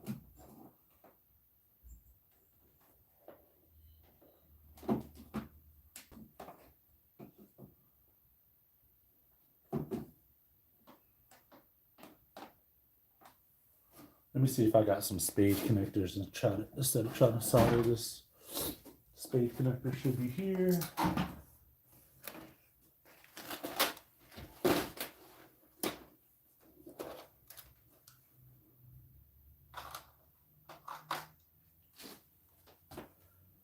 And this is for 22 to 16 gauge. I think the blue ones are bigger.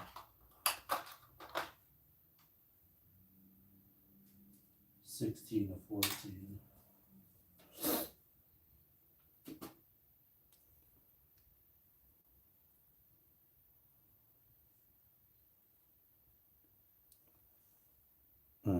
So I put a spade connector on right there.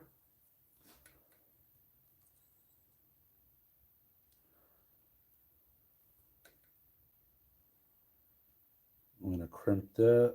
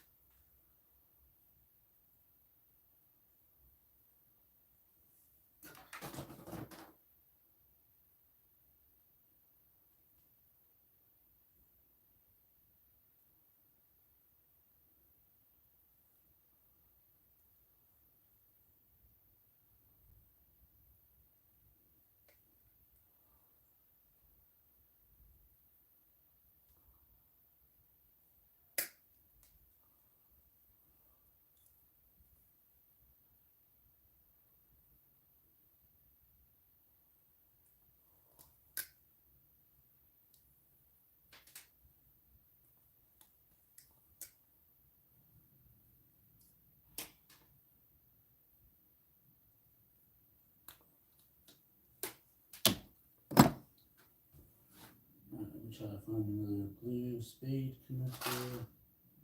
If I can't find blue, then red will have to suffice.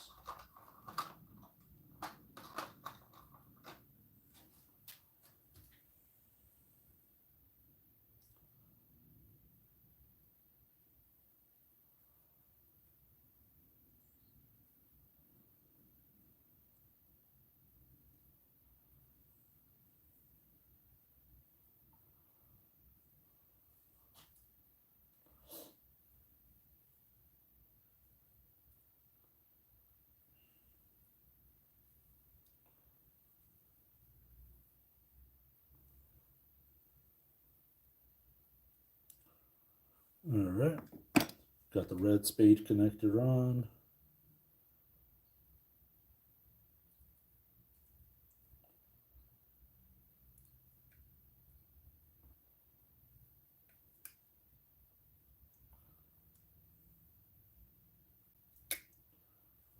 All right, cool. Close that, lock that up.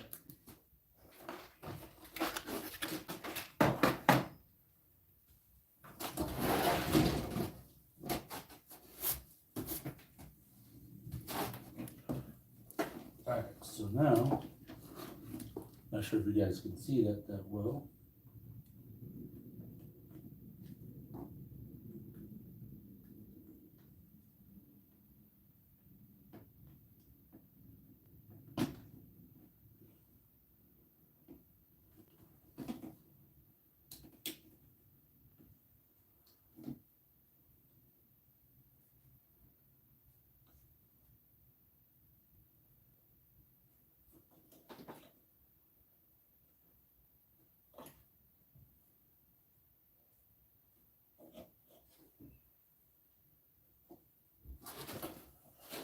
Alright.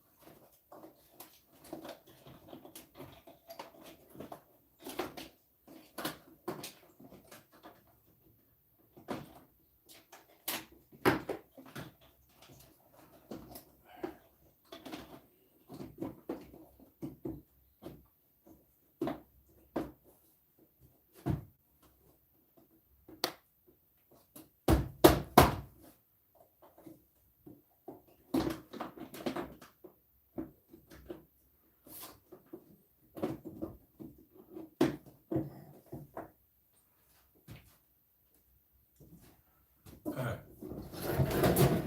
Let me put these screws back in. And we're almost buttoned up. This took a lot longer than I anticipated, but nothing ever goes according to plan. Not for me, anyway.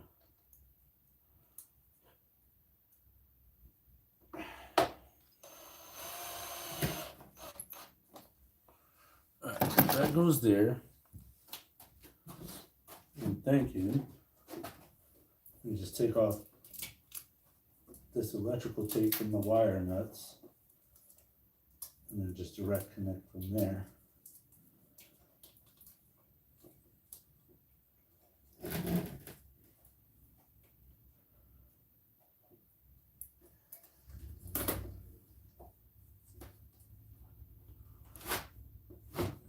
Alright, so that's direct connect from the battery.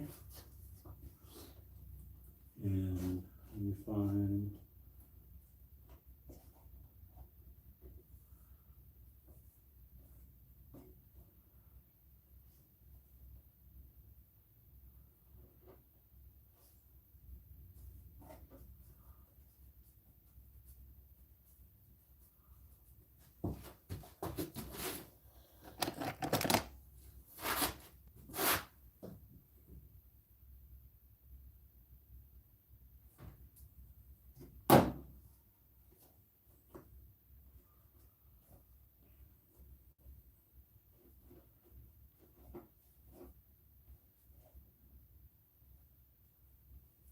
okay. Grab another wire nut.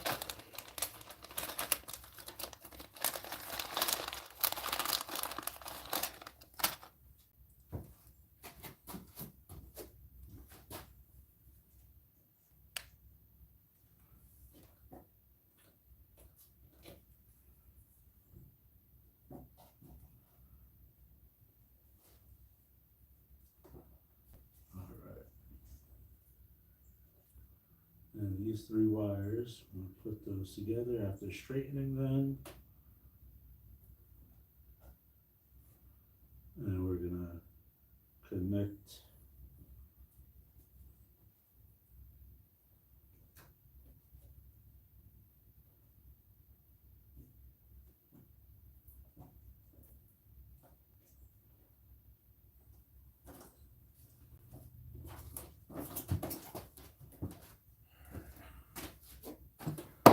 that goes there, that goes there.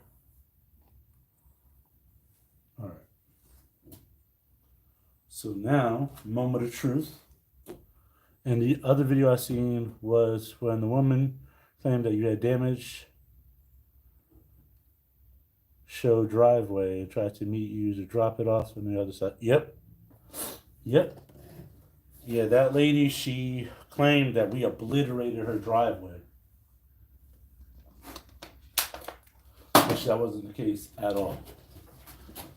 Alright, so I'm gonna show you what I did. It's kind of hard to see, but I got main line going to one side of the switch, and then that's inbound, and then outbound from the switch to the two lights. And then this is the power wire, in which this got to get trimmed as well. So I will probably trim it here only because it will make it easier for me. That's extra wire there. Grab my knife. I don't need the measuring tape anymore.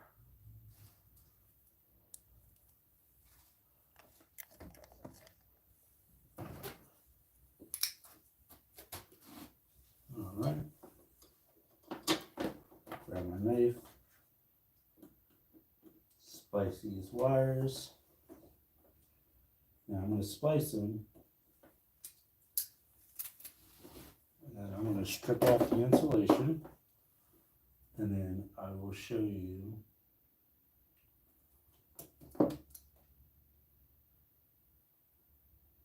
a quick connect that I have.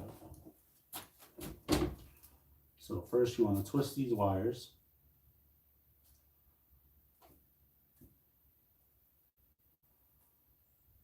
So those are twisted. Now, let me unplug the soldering iron because I don't even have a need for it. almost dropped it.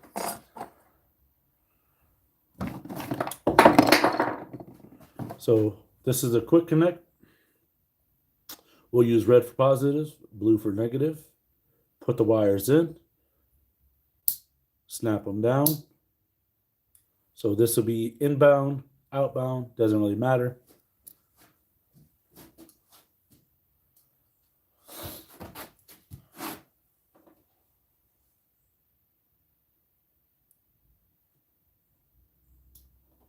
Red for positive, brown and blue for negative. Now, just for demonstration purposes,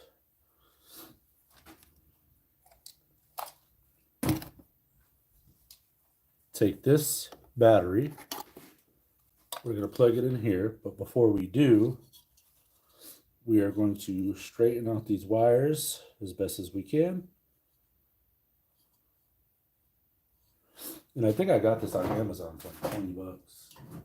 So the goal is that maybe I'll just buy another one of these today, so that way I could just always have it in Big Eartha. That way I don't have to keep swapping it out. But before I put the battery in, before you ever put the battery in this, you always want to put the wires into whatever you're connecting it to. So yellow for positive, blue / black for negative.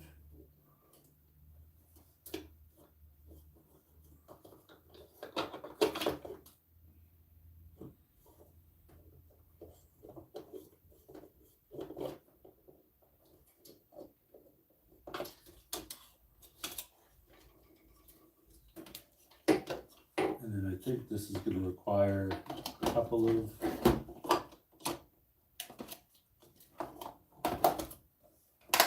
yeah.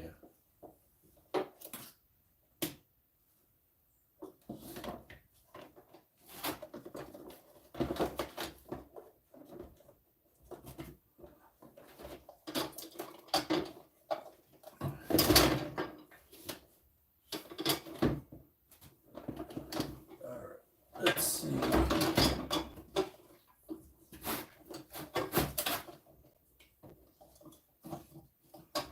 So for starters, I've never put a 2-amp battery in here. I always put a 3, 4, or a 6. So I'll put a 3 in for now.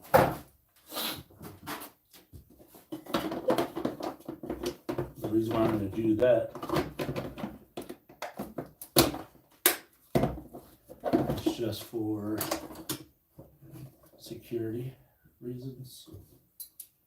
So let me take this, put this zip tie through.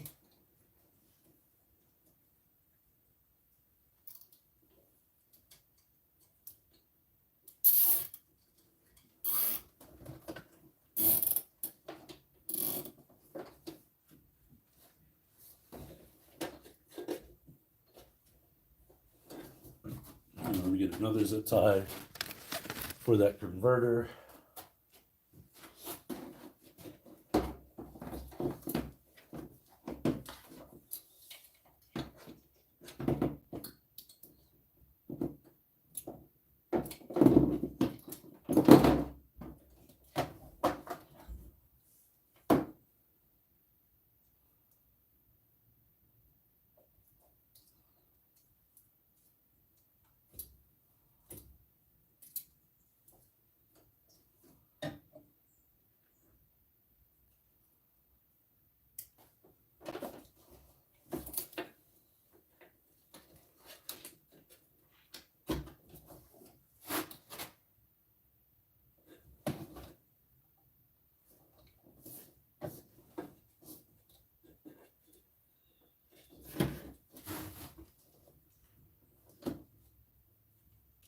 Trying to figure out how to do this.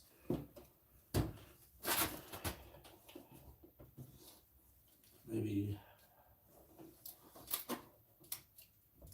I'll put it up here so it's out of the way.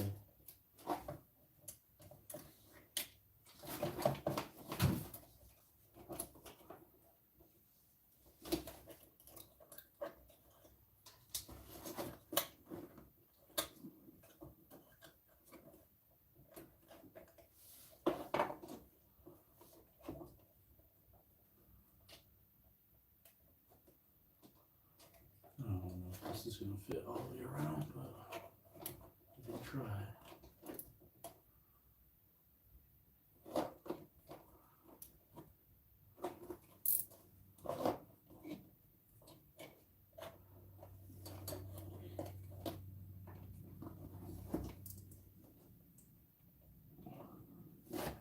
Alright, now I'm going to get my pliers. Give it a pull.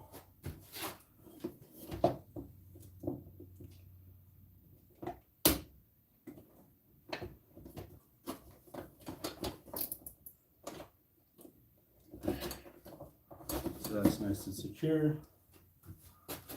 Wire cutters. Snip off that little piece. All right. So just over 2.5 hours, baby. All right. So now I'm not even going to put the batteries in for the quad to operate. I already know it works.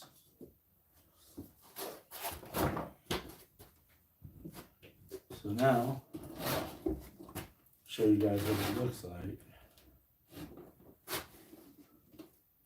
like. Hold on. The darkness is what I like. The axle bolt came out again. So it looks like I got to put a new axle bolt in there. Great. That's why the wheel kept turning. Seems legit. It's always something, right? Always something. Guess it's a good thing I always keep extra hardware.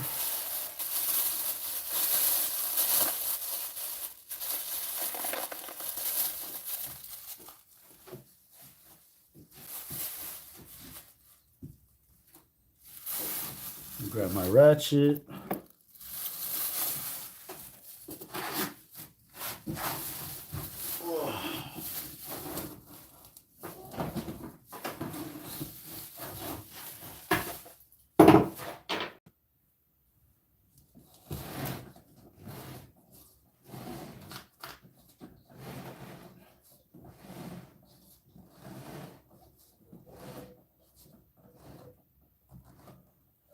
There we go.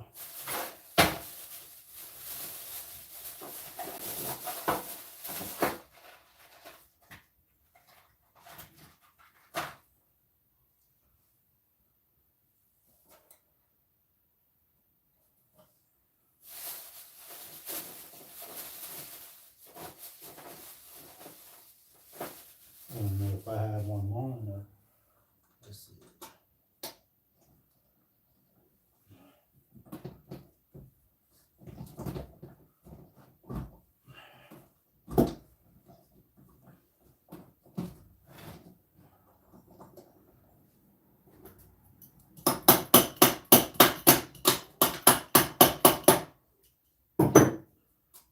Yeah, I don't think I have one long enough.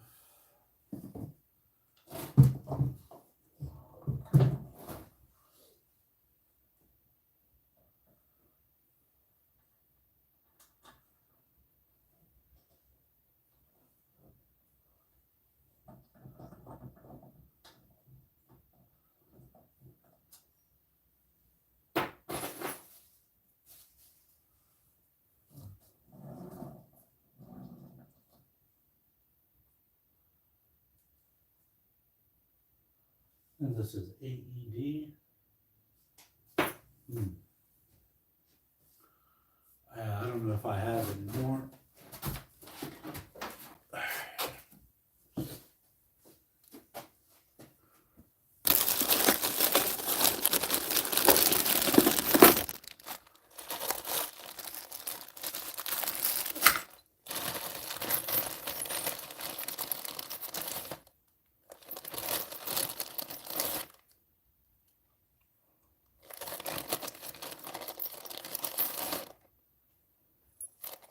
I got some hardware in here. Let me give that a shot.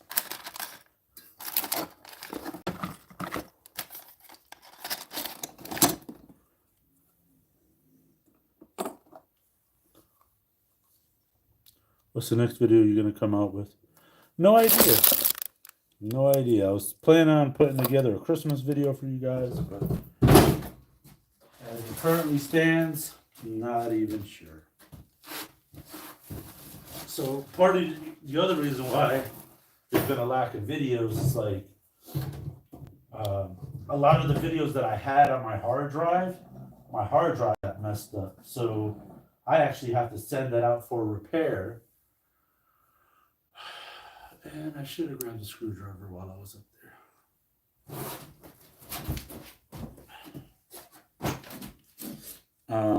Yeah, I got to send my hard drive out for repair, my external hard drive. And let me see, what is this, 1/4 inch? So yeah, I got to send that out for repair. And then also my laptop is acting up. It doesn't want to,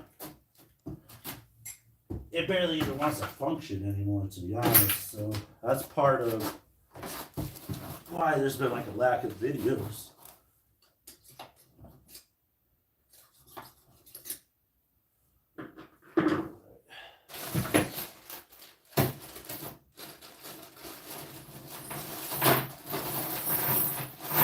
Assuming I have the hardware for this will be pretty quick.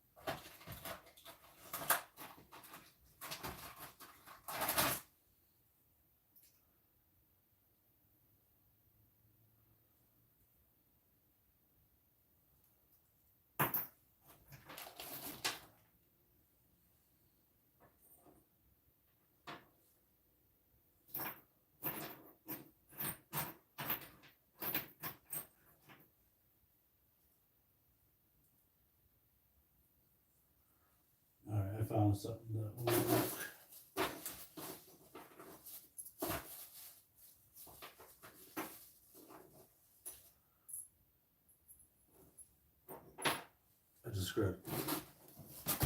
Gotta grab the thread locker, and we're good.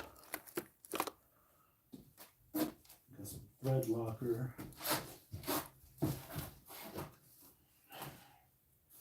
Yeah, I definitely got to get some more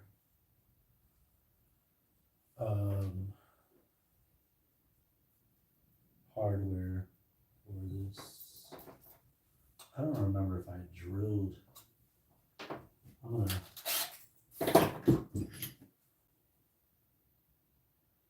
1/4 inch.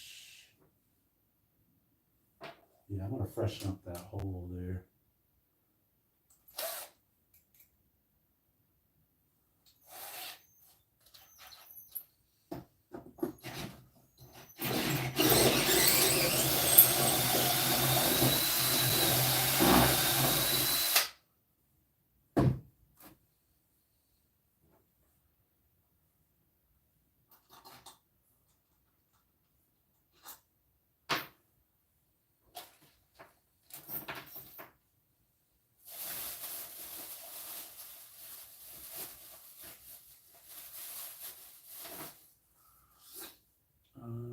Yeah, because I don't think I have any more 1/4 inch hardware up there. That's all right. I'll just put this one on for now.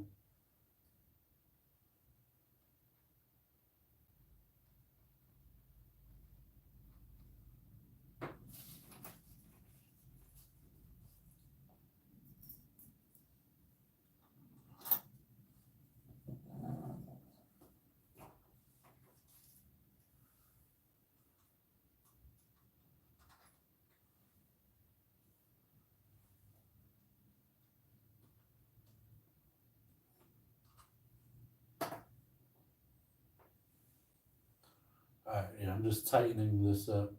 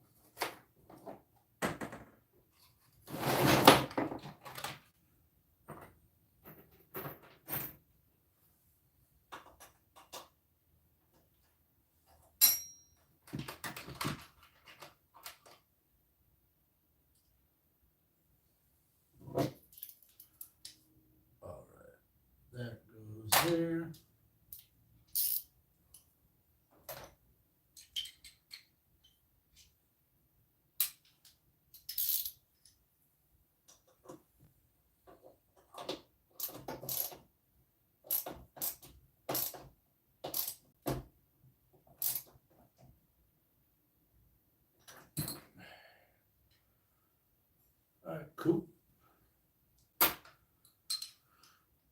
All right, so that's all set. All I got left to do is just adjust the, clean this up, and then adjust the lights. And I'm gonna order some more hardware. I'll go to Home Depot, get some more hardware.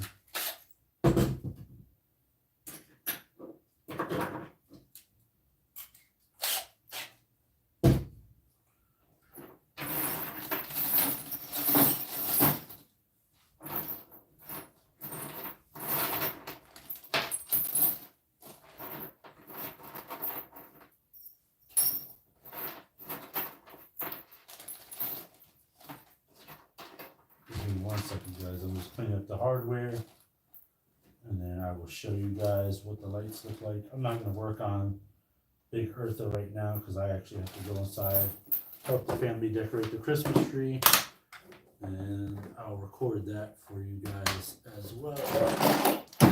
That goes there. This goes up there with me. This is a 3/8.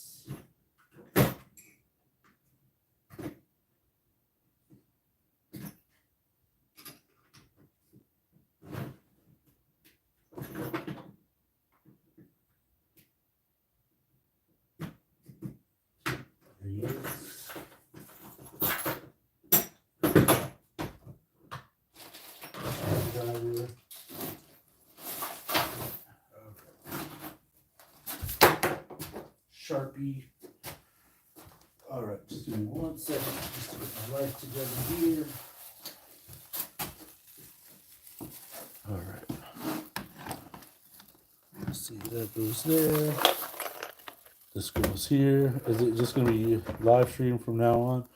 Or videos when you get that stuff fixed? I plan on getting the stuff fixed. It's just finding the time to edit. Like, recording videos isn't the problem. Editing is what takes up a lot of time. Like, editing can, depending on the style of video, can take anywhere from like 2 to like 10 times longer than it takes to actually make the video. Especially if it's like creative content. Yeah, that will actually take up so much more time. All right. Let me just organize really quick because this is a catastrophe.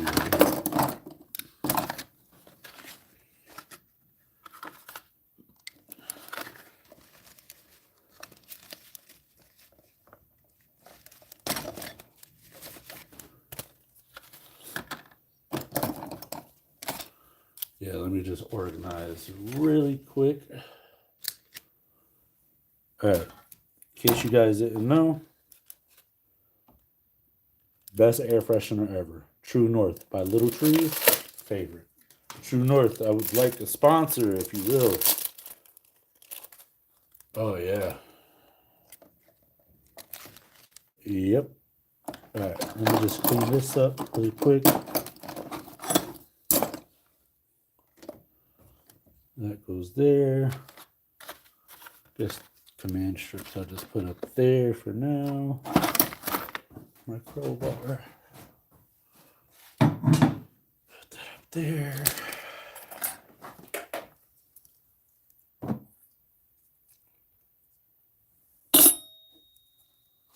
Soldering iron. Put that right there.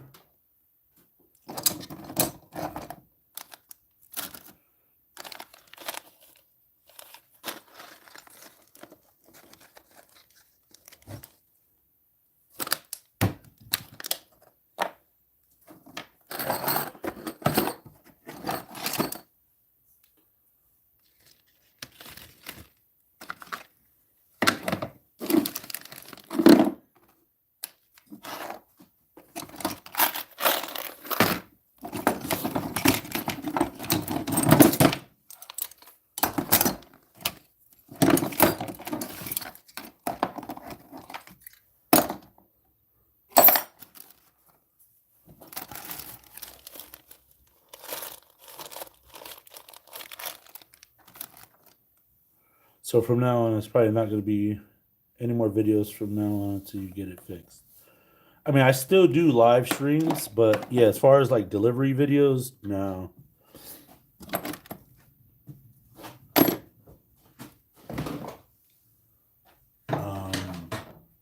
But what I plan on doing is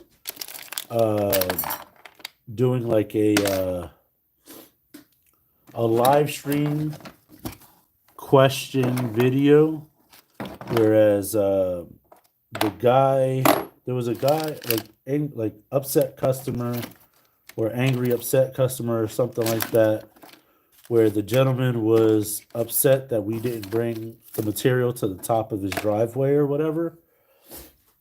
But that video seems to get like a lot of hate, and I think it's because people don't really understand what's actually going on. So I think what I'm going to do is I'm going to schedule a live stream where we will be live for an hour answering any and all hate comments, questions, stuff like that for anybody who wants to join. I might even bring up some comments that people have left on the post saying like whatever they're saying, if that makes sense. All right, so let's adjust these headlights really quick. And I will show you guys what it looks like. Because also I got to put some, I actually got to put some, whatchamacallit? What is that? I got to put some clear coat under this quad, so before I'm done for the day.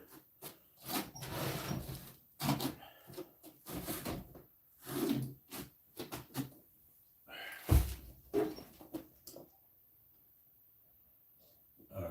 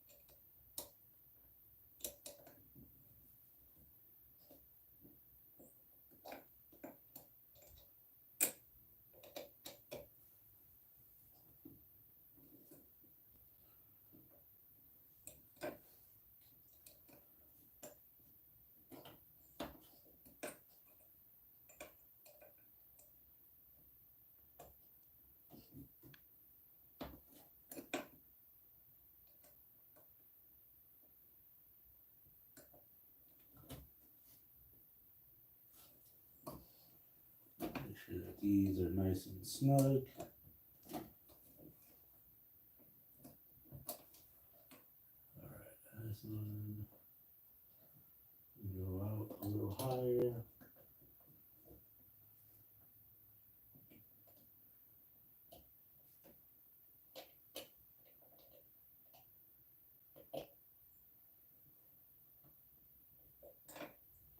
All right, I'm just cranking down these.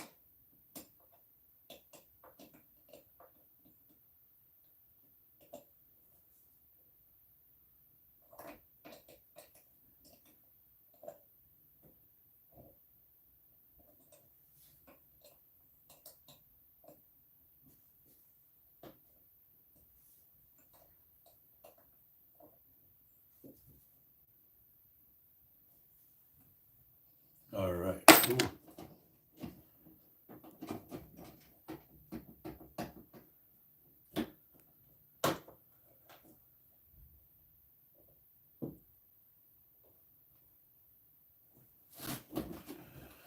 All right, I just gotta fix one more thing right here.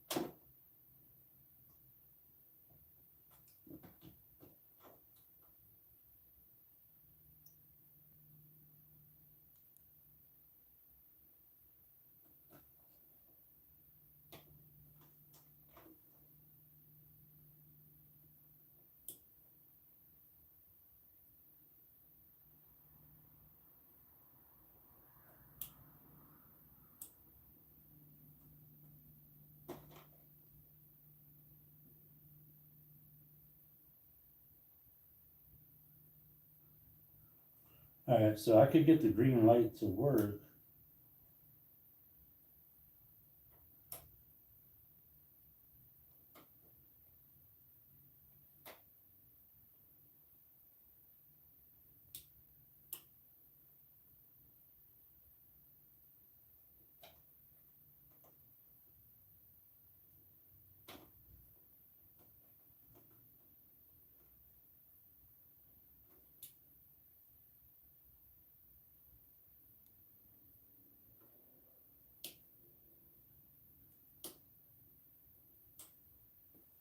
Alright, cool. Alright. How was your family? My family's okay, man.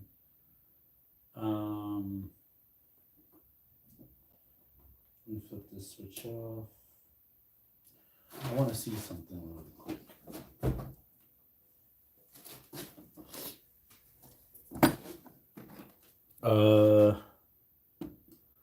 So from now on, it's probably not going to get. So I already addressed that one. Toy drive. Yeah, so I explained earlier in this live stream, I'm probably not going to do a toy drive this year, only because I got a lot going on, like a lot more than any other year combined, really. I mean, just being right now, I'm kind of like, I don't want to say down and out. I'm just down right now.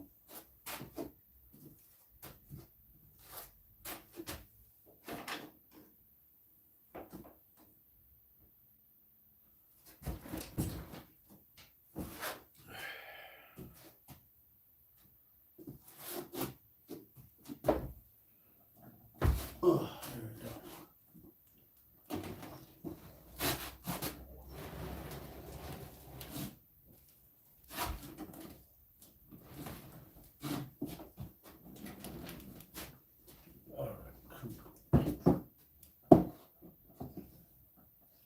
All right, so what I'm attempting to do is, let me adjust you guys really quick.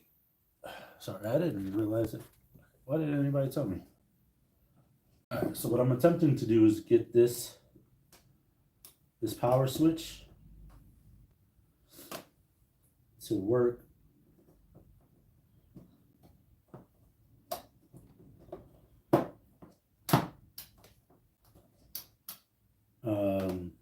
To get the light to come on. So the way I'm going to do that is I have to probably attach. So this one is live, I think.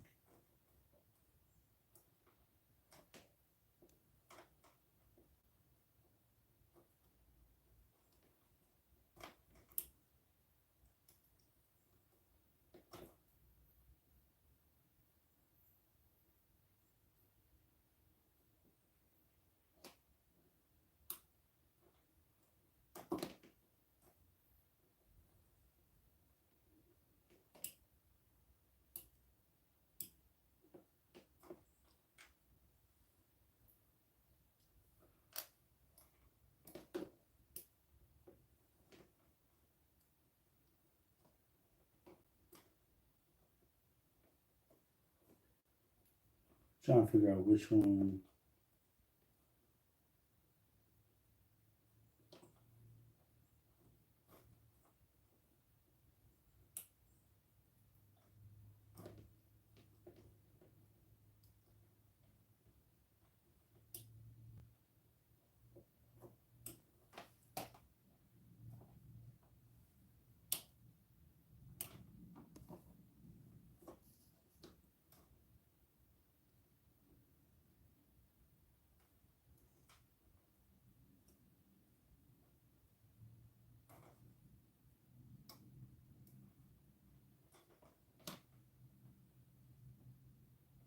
Now the lights aren't working. Oh my god.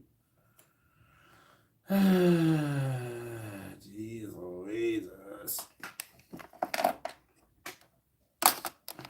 Now I gotta do some troubleshooting.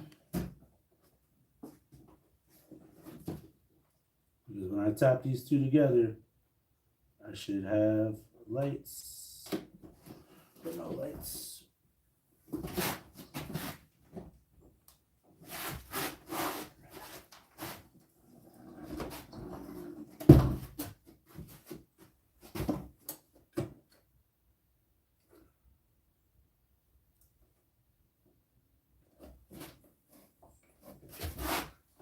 Check the fuse.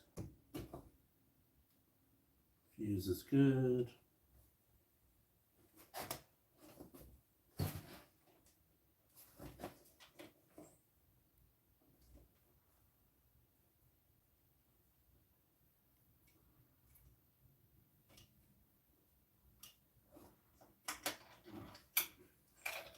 I think I found the culprit.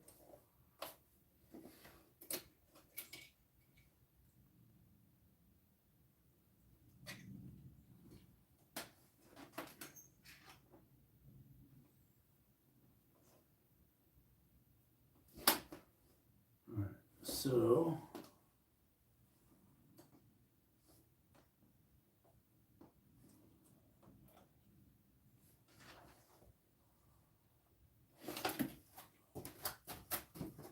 clean out this wire.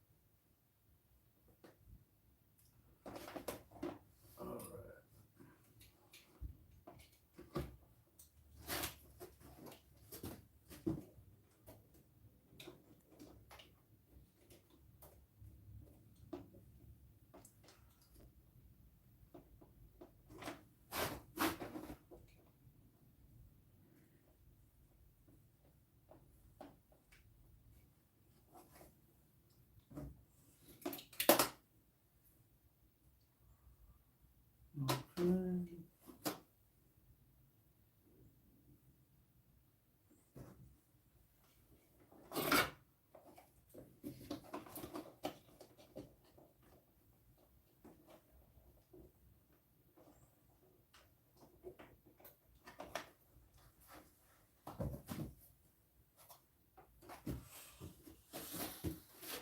Cool.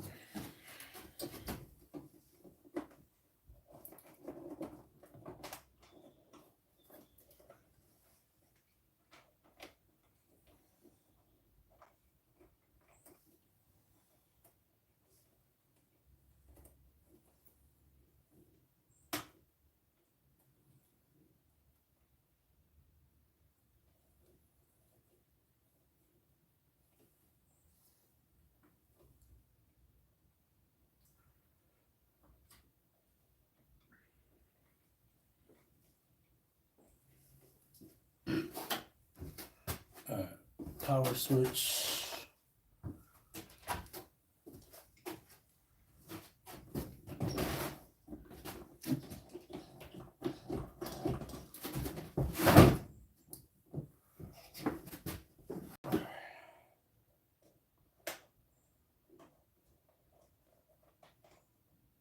All right, cool. We got juice. All right, so now I got to figure out which one.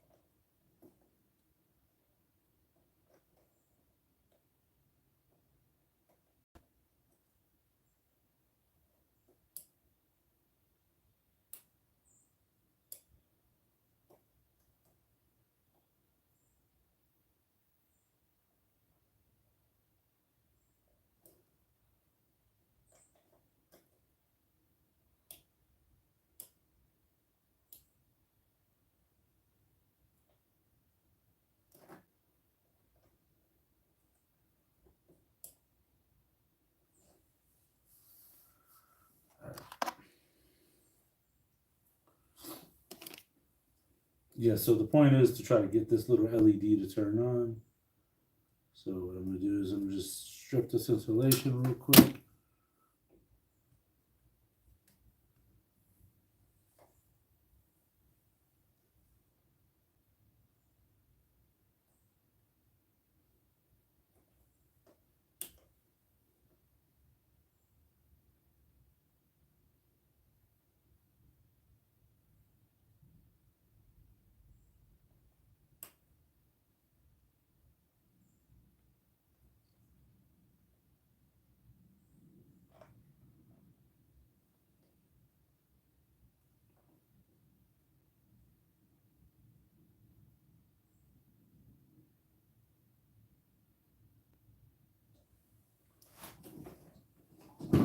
Yeah, I don't get it.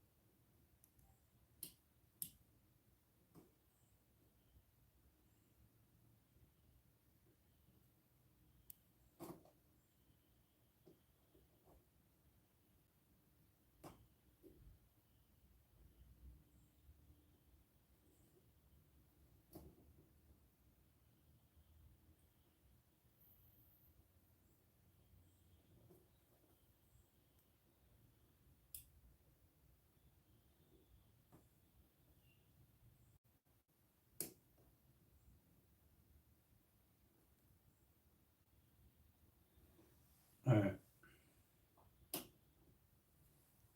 I think I got to switch those wires around.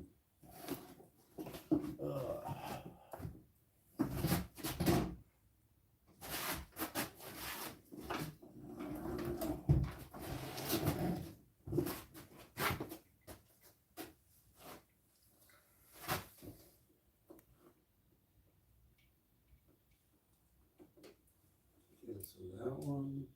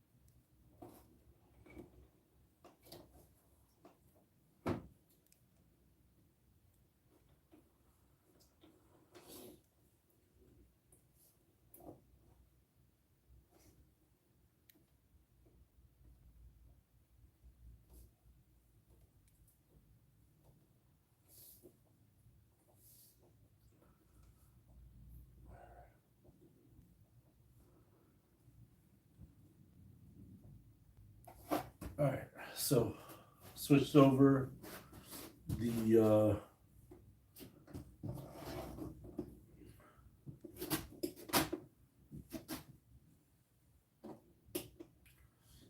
Yeah, so I switched over the wires on the switch. Let's see if that made a difference. Hopefully I didn't disconnect them back to the same way that they were. Just that brown wire.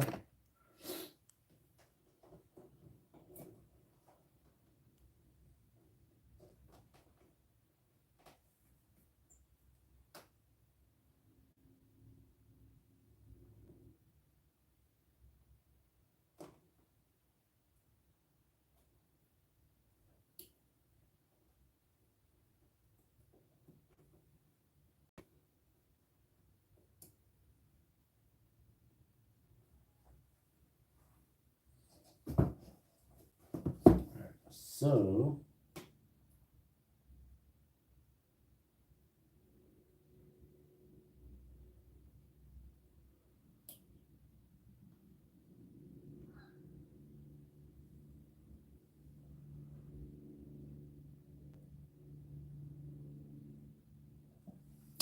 no, it's actually, this is just for the lights, man.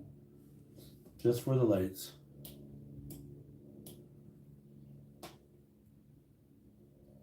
I think I might have connected them back again. Let me just double check that.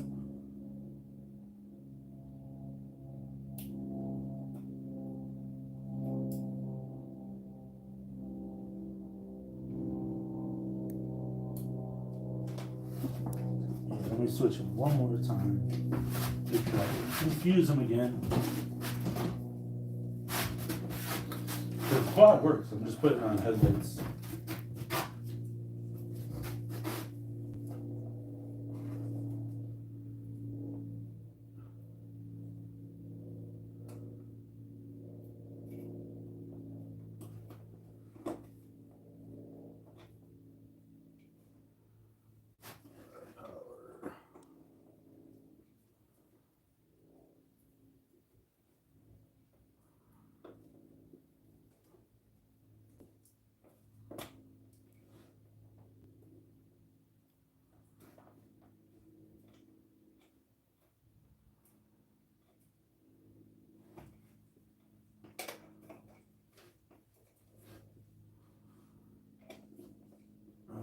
Let's see.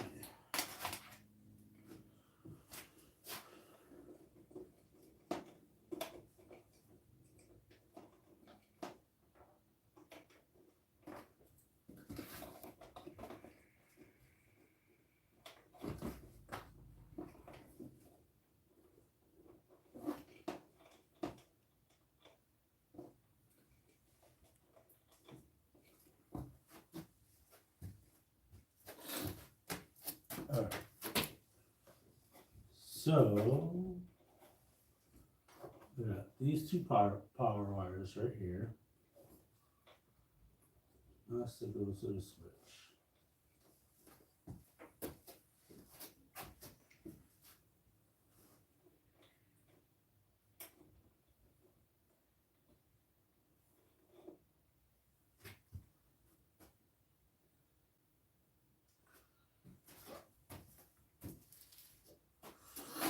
I'm gonna sharpen.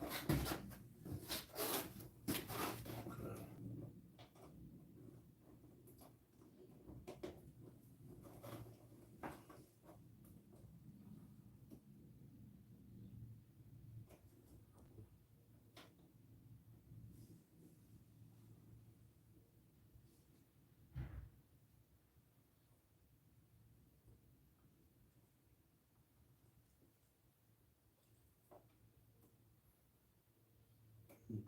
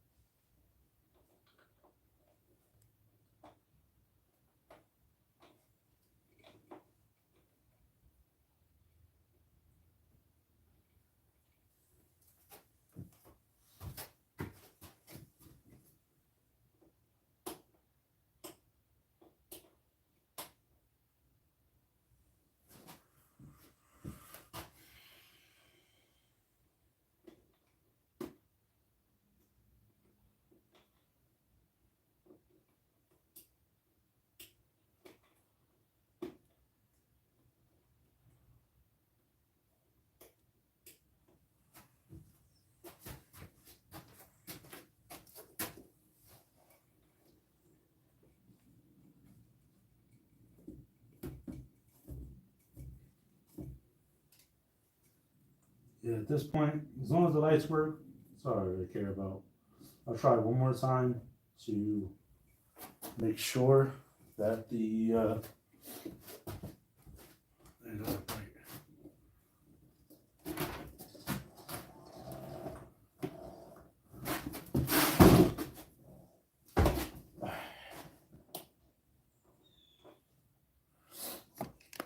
I mean, if anything, I can always look up the schematics.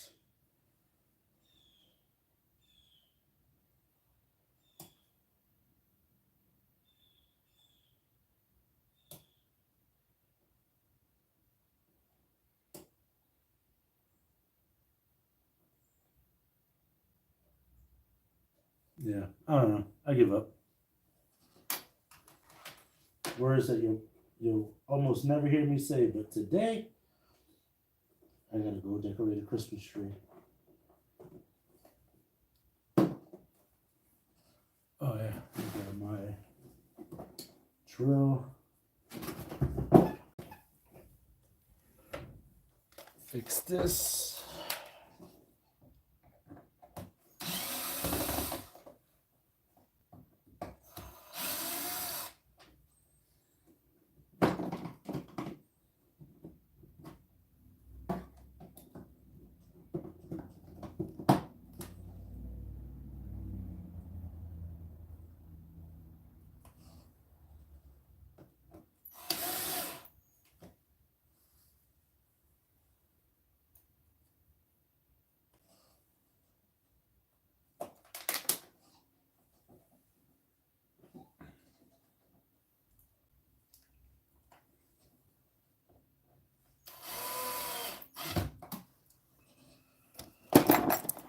Flip that up.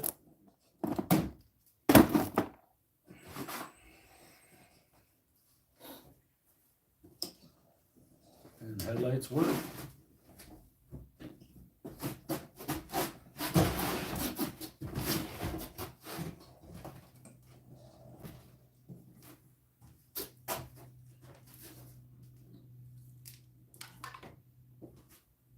This is what the headlights look like. Not too shabby, right? Not too shabby.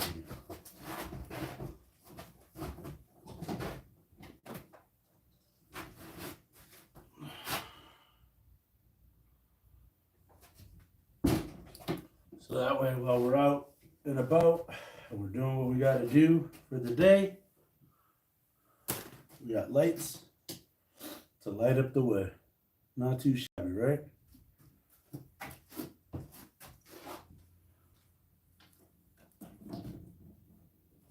Cool. All right, guys. I appreciate you guys watching. Make sure you guys smash that like button, leave a comment down below, subscribe, hit that notification bell, and I will see you guys on the next video. And I will try to be live before Christmas. No guarantees, but I will definitely try. I plan on coming out with a Christmas video for you guys, but we will see how that goes. It should go good, but we will see. So I appreciate you guys watching. Make sure you guys smash that like button. Leave a like, comment, subscribe, hit the notification bell. And I will see you guys on the next video. Later.